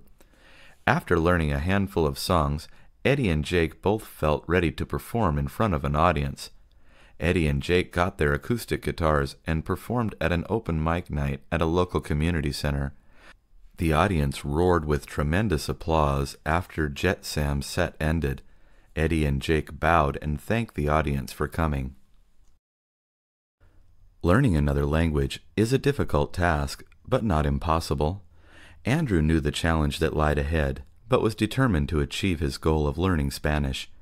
Andrew wanted to learn Spanish because his girlfriend's family was from Guatemala. Andrew had already learned some basic words. Yes in Spanish was sí, and no was no, and thank you was gracias. It was just a matter of time before he became fluent and began talking to his girlfriend's relatives. Andrew had been receiving lessons from his next-door neighbor, José. José was fluent in both Spanish and English. He was born in Mexico and immigrated to the United States at the age of 10. José was happy to teach Andrew Spanish. Andrew insisted on paying José for the lessons, even though José had offered to do it for free. After a few months, Andrew was able to communicate well enough to hold a simple conversation. Andrew decided to test his Spanish by introducing himself in Spanish to his girlfriend. "Hola, mi nombre es Andrew," Andrew said with a smile on his face. He had said in perfect Spanish, "Hello, my name is Andrew." His girlfriend was impressed at his Spanish as they shared a conversation about the weather. José's lessons had paid off. Andrew realized that if he wished to keep progressing in learning Spanish, the best thing to do was enroll in a Spanish course at the community college. That's exactly what he did the following day. Andrew asked some of his friends if they would like to learn Spanish with him at the community college. "No, thank you," most of them said. Andrew's friends thought it would be too hard to learn Spanish. Little did his friends know that Spanish wasn't that hard to learn. Andrew had learned this firsthand. It's never too late to learn. Emily Johnson had turned 30 when she decided to go back to college to finish her degree. 10 years had passed since she last attended East Los Angeles College. It had been her dream to finish her 2 years in ELAC and transfer to Cal State LA. Emily was not able to finish because she started working. Even though Emily found a good job, she still had the urge to complete her education. After all, what kind of example would she be setting for her daughters by not receiving her degree? Emily wanted her children to succeed by going to college and getting a better career than she had. Emily was aware of the difficulties of going to school while working and taking care of 2 daughters. She braced herself and accepted the challenge. She went to work during the daytime and went to class in the evening after taking her daughters to her mother's house. Emily had to maintain this routine for 1 year in order to transfer. Sure enough, she made it through and was accepted into Cal State LA. Emily's time at the university was slightly more grueling compared to community college. She had been studying sociology. The same challenges presented themselves again. Emily had only completed her general education classes at community college, and now the focus was in her subject of interest. Emily passed all her classes with flying colors in a span of 2 years. It took all of her dedication and willpower to finish her education. Emily received her bachelor's degree in sociology. Her daughters would look up to their mother in the years to come and realize that it's never too late to go back to school. "When are you going to get a haircut?" Johnny's relatives would ask whenever they saw him. Johnny's reply was always the same: "When pigs start to fly." Although Johnny was aware that his relatives thought he was funny, he was also aware of their concern regarding his shoulder-length hair. Johnny's hair was black and wavy. He began growing it after high school. 2 years had passed since then, and Johnny had no intention of cutting it any time soon. Johnny loved his long hair and took good care of it. Every day he would wash it and brush it 50 times. Johnny felt so cool with his long hair. It made him look like a rock star. While in high school, Johnny always had short hair. Although it did not look unappealing, he was not too fond of his short hair and desired to grow it out one day. He made a promise to himself to do so after graduation. Johnny had gone through with his promise. Johnny's hair received plenty of attention. As he walked down the street, he often heard "Nice hair, kid," from strangers. "Thank you very much," Johnny would reply, feeling flattered. Once Johnny passed a group of girls who giggled and looked at him. "I like your hair," one of them said to Johnny as he walked away. Being the cool cat that he now was, Johnny loved every minute of having long hair. Johnny wondered why he didn't decide to let his hair grow sooner. It was the best decision he had ever made, and nothing in the world could make him cut it. Johnny enjoyed walking around with his long black hair. He also enjoyed the attention strangers and friends would give him. Strolling down the street was never the same after he started doing it with long hair. Johnny never wanted to cut his hair short ever again. He could think of no good reason to do so. This would all change with one conversation on a Saturday morning while having breakfast with his parents. It seemed like any other regular Saturday morning at Johnny's house. Mom was cooking pancakes, Dad was reading the newspaper, Johnny was waiting, sitting at the table drinking some orange juice. "Johnny, it is time for you to get a job," Johnny's dad said all of a sudden, without any warning. Johnny nearly spit out his orange juice after hearing his dad's startling remark. "What?" Johnny said after gulping. "There comes a time in every boy's life when he must finally cut his hair and get a job," Johnny's dad told him. "But Dad," Johnny said, trying to reason. "No buts," Johnny's dad snapped. That afternoon, Johnny's parents took him to a barber shop to get a haircut. He tried his best to hold back his tears on the way to the barber shop. Johnny reluctantly sat down on the barber's chair, wearing a frown on his face. "Why the long face?" asked the barber. "He doesn't want to get a haircut," Johnny's mom replied. "It's just hair. It'll grow back one day," the barber said, trying to cheer him up.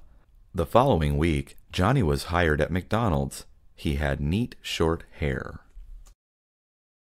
Tony was really excited to see his friend Kevin.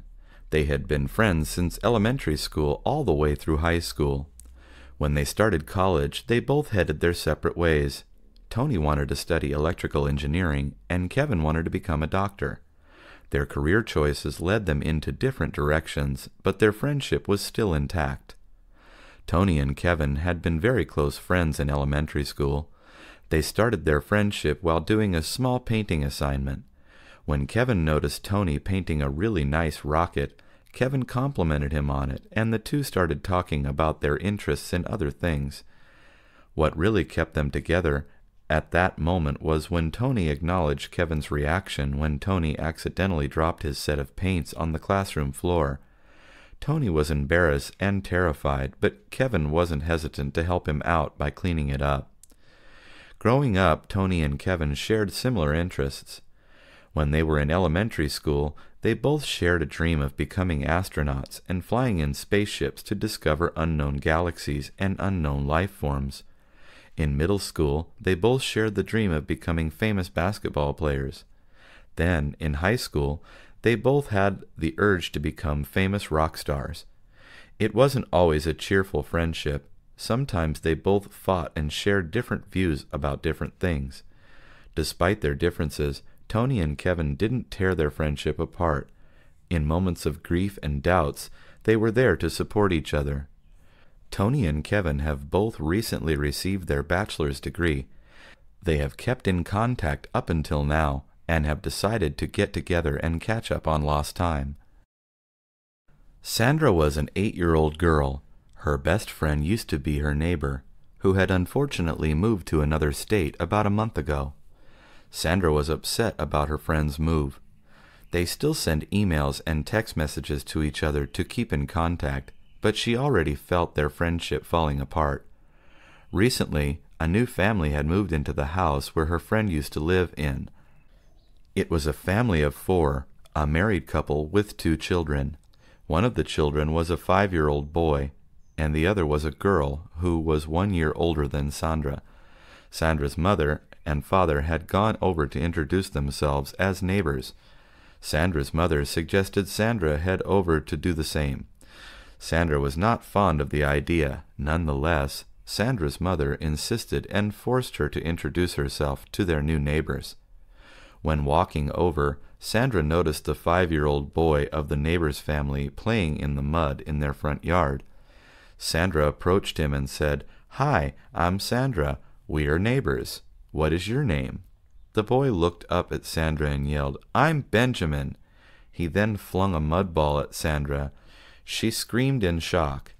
Benjamin's older sister then ran out of her house to see what was going on and noticed Sandra with mud all over her shirt.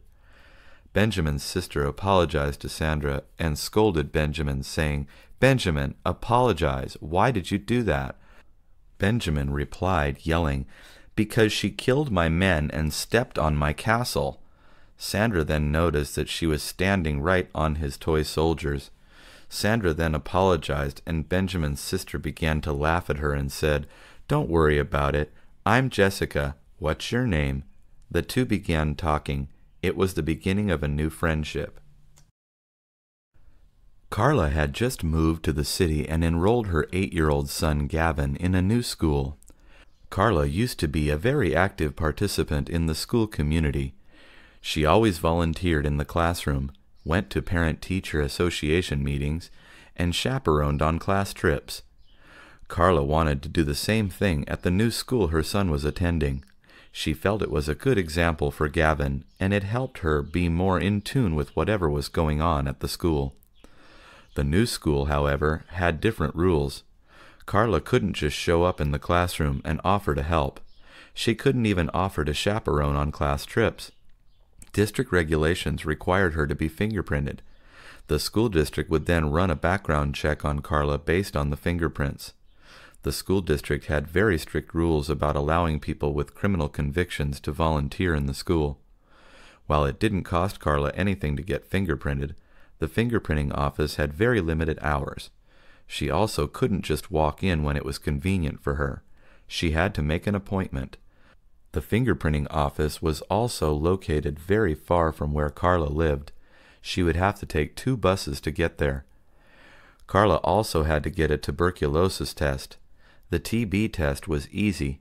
It was just a little prick on her lower arm, but this required another separate appointment at a separate location. The test didn't cost Carla anything, but again, the office where she had to go was far. Carla understood that the school district wants children to be safe and healthy, but she also felt they were making it hard for parents. Anthony wanted to get cable television for the new apartment he rented with his wife and children. He especially was interested in seeing channels from his home country. He called the local cable company to sign up. There were many options for Anthony to choose from. The basic service was the least expensive, but it didn't include any of the channels from his country. So Anthony signed up for a package that included channels from his country. However, that package didn't include cartoon channels that his children liked to see. So he added an expanded package to include cartoon channels. That still left out channels that showed certain series that his wife liked to see. So Anthony signed up for a special promotion that included a premium channel for 1 month free. The customer service representative set an appointment to send a technician to Anthony's house in a week. The appointment wasn't for an exact time. Instead, the customer service representative said that the technician would come between noon and 2 in the afternoon.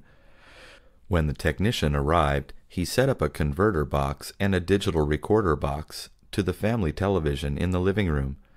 The technician gave Anthony a remote and a channel guide.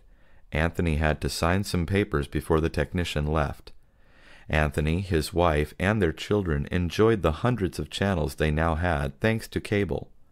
1 month after the technician came and installed all of the equipment, a bill arrived. The bill totaled almost $200. Anthony could not afford to pay that much on a monthly basis. He discussed it with his wife. They decided not to keep the channels from their country and the premium channels his wife enjoyed. The only extra channels Anthony kept were the cartoon channels for his kids. Frank just moved from an apartment into a small house with his family. When he lived in a 6-story apartment building, dealing with the trash was easy. Frank usually just dropped a bag of garbage down the trash compactor chute. There was one trash compactor chute on every floor of the building. The chute was in a small room located next to the elevator. Frank had to take cans, bottles, and other recyclables to the basement and put them in a special bin. He did not, though, have to worry about remembering what day was trash day. He did not have to worry about taking the trash out to be collected. That was the job of the building's superintendent. The 2-bedroom house Frank moved into had no superintendent, though. Frank was provided with 3 trash cans by the city. Each trash can was a different color. The black one was for regular garbage. The blue one was for paper, plastic, and cans so that they could be recycled. The green bin was for leaves, cut grass, and tree trimmings. Each bin needed to be put out to the curb before the city sanitation trucks came around early Monday morning.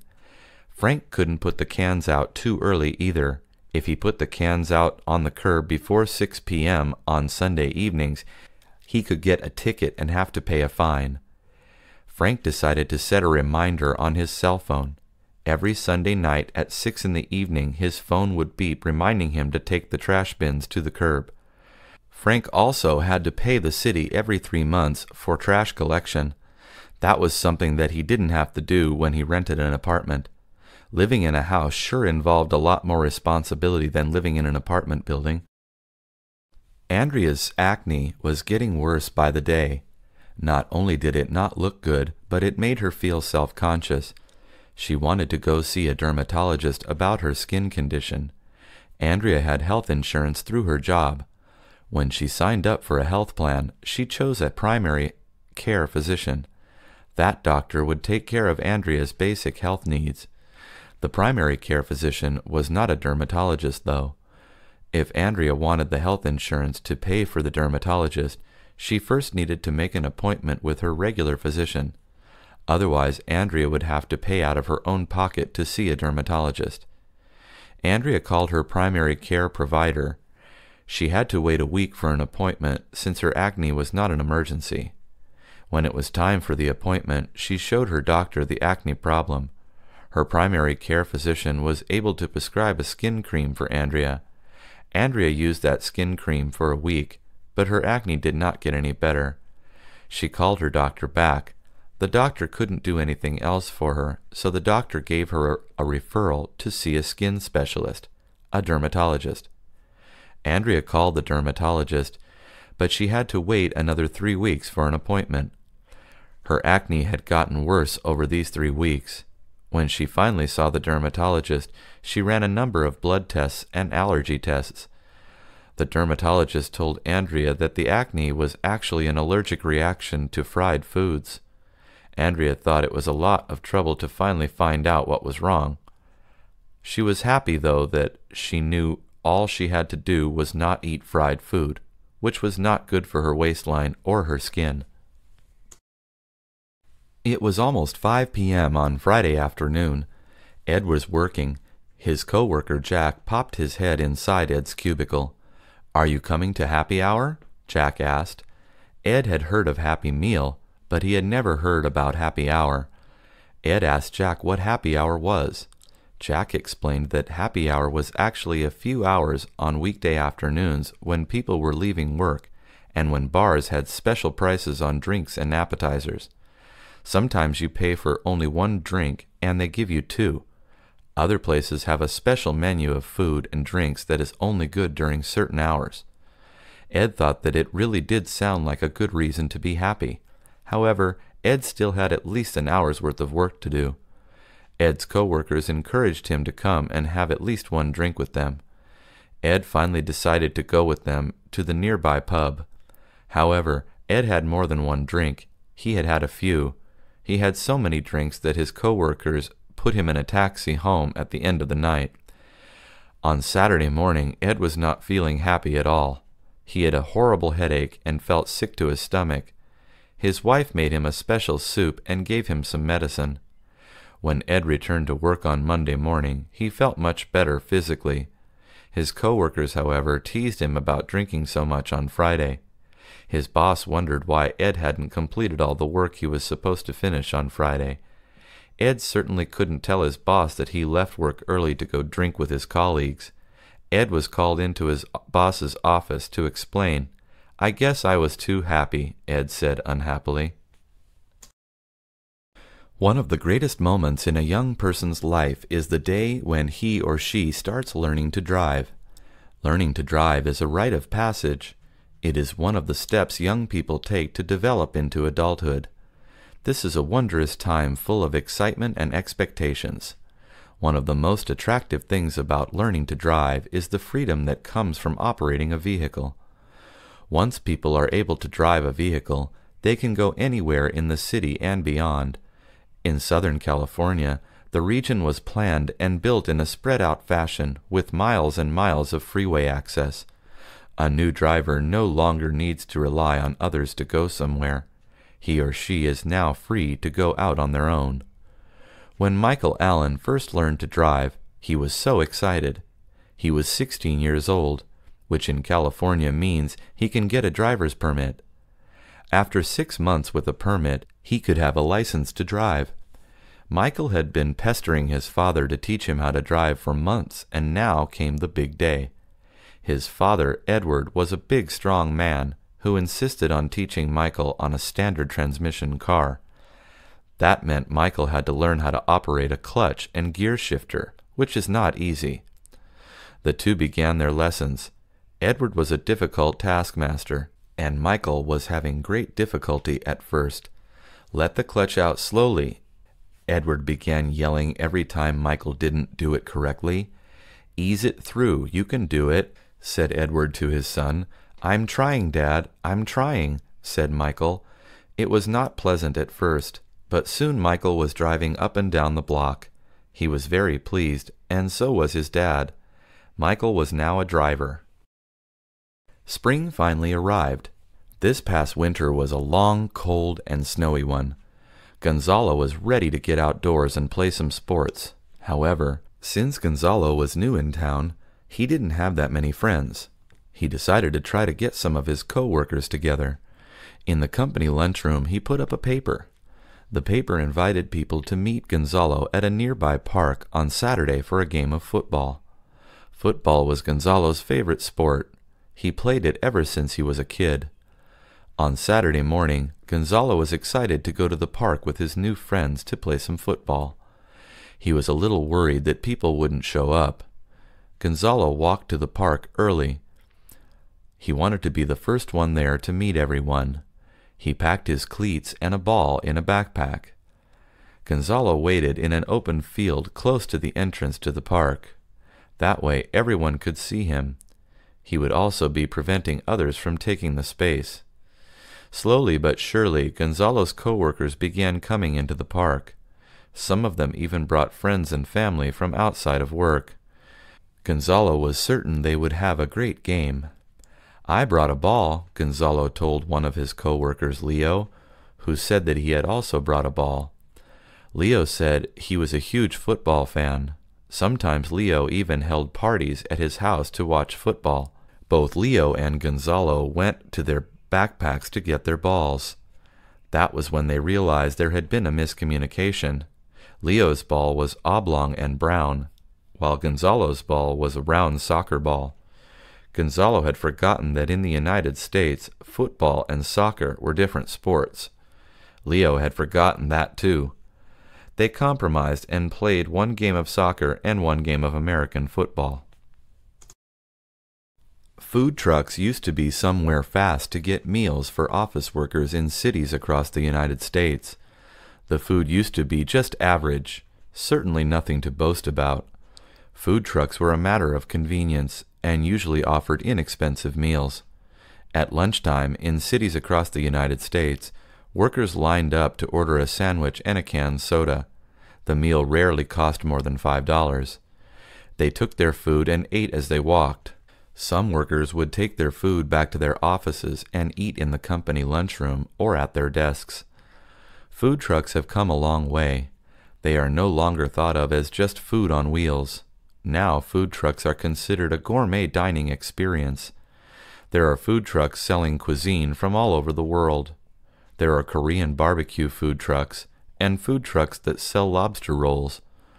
There are even food trucks that specialize in desserts. These dessert food trucks sell more than just ice cream cones. They sell cakes and pies. There are even cupcake trucks. Food trucks have become so popular that many use social media to reach customers and create a fan base. Some food trucks use Twitter to let customers know what their menu is for the day.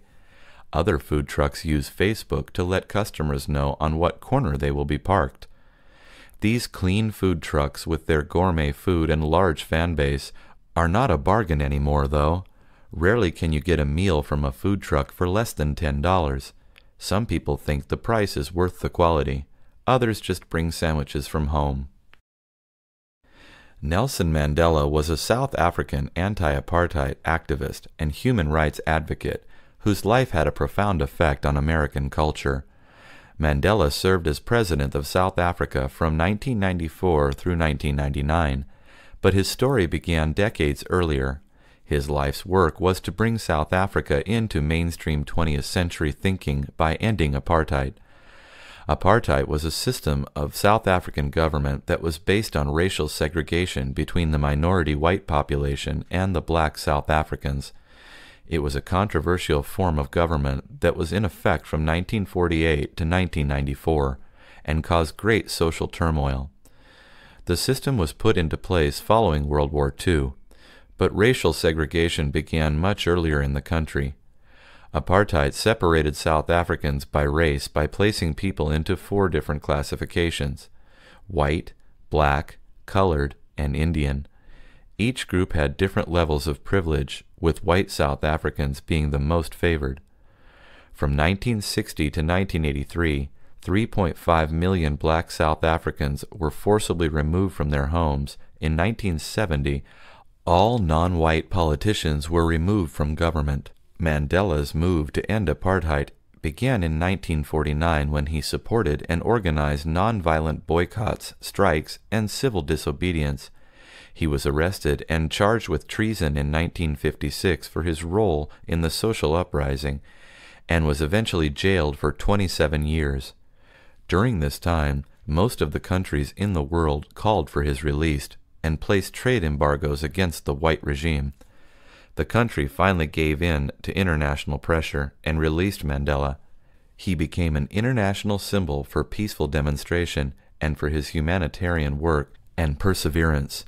He was elected President of South Africa in 1994, serving for 6 years. Mandela died in December 2013. One of the most influential figures in human history is Charles Darwin. Darwin has been called the father of evolution for his work in evolutionary science. In the United States, Darwin has become the symbol for atheists in the country, as his theory of evolution smacks in the face of creationism. His theory claims that all of Earth's species have been descended from their ancestors, and that they have adapted to their surroundings throughout history. It also claims that every species has a common ancestor. Darwin introduced his theory in his landmark book On the Origin of Species in 1859.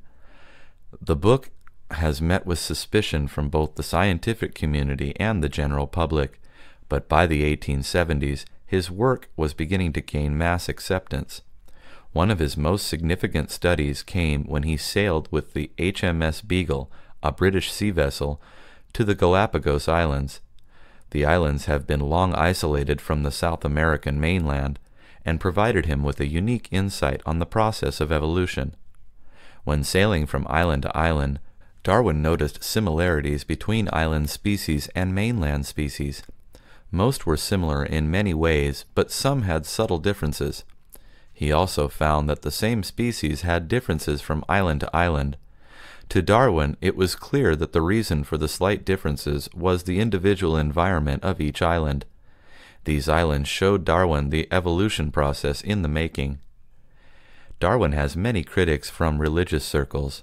A very famous caricature of Darwin depicting him as a half-human monkey was published in 1871 in response to his theory that humans evolved from ape-like creatures. He spawned a movement of non-believers called Darwinism, which includes people who feel his theories are rooted in the scientific method as opposed to religious dogma. Barbara dropped out of college 17 years ago when she had her first daughter. She always regretted dropping out. She had been a good student and had enjoyed going to classes in college. However, when she had her daughter, she didn't have time to continue with her studies. She needed to find a full-time job. Barbara also regretted dropping out of college because it was hard to find a good job without a college degree. While Barbara was lucky enough to always find work, some of the jobs she had didn't pay well. Most of them didn't offer benefits like vacation pay and health insurance. Barbara was sure that if she had a college degree, finding a better-paying job with benefits would be easier. Barbara's daughter was now a teenager. She was beginning to look at colleges. This inspired Barbara to go back to school herself. Barbara wanted to finally get her bachelor's degree. Since her daughter was in high school, Barbara had more time. She didn't have to constantly watch over her daughter. However, even as a teenager, Barbara's daughter still needed to eat and needed clothes, so going to college on a regular schedule was not an option for Barbara. Barbara went to the local community college to learn about her options. A college counselor told her that she could take online classes to finish her degree. Barbara was worried that these classes wouldn't give the same credit as a traditional college class would. The counselor told her the credits were the same, and online classes were good for non-traditional students like her. Barbara enrolled and became a student again. One of the world's greatest tragedies was the sinking of the luxury liner Titanic. Although it was a British ship, many Americans were on board during that terrible night of April 15, 1912. The ship was on its maiden voyage on that night when it struck an iceberg in the deep waters of the North Atlantic Ocean. The ship was en route to New York City from Southampton, UK, when it hit the iceberg, killing more than 1,500 of the 2,224 passengers. The ship was the largest ship ever built to that date, and it was thought to be unsinkable. The ship's passengers varied from some of the richest people in the world at the time to thousands of immigrant workers who were trying to find work in the United States. The Titanic was equipped with technology safety features like remote control watertight doors and watertight compartments, but it did not carry enough lifeboats for all passengers. Because of the immense size of the ship, it was thought to be unsinkable, a fact that contributed to a small number of lifeboats carried on the ship. Additionally, many of the lifeboats were not filled to capacity when they were launched, causing more loss of life. Most of those killed that night were men. The protocol followed by the ship's officers required women and children first when loading lifeboats. The accident was met by international shock and grief. Many of today's maritime rules were put into place because of this disaster. Only 705 passengers floating on lifeboats were saved that night. The ship broke into two parts before it went under. It remains more than a mile deep in the North Atlantic. The sinking of the Titanic has been documented in film and literature over the years.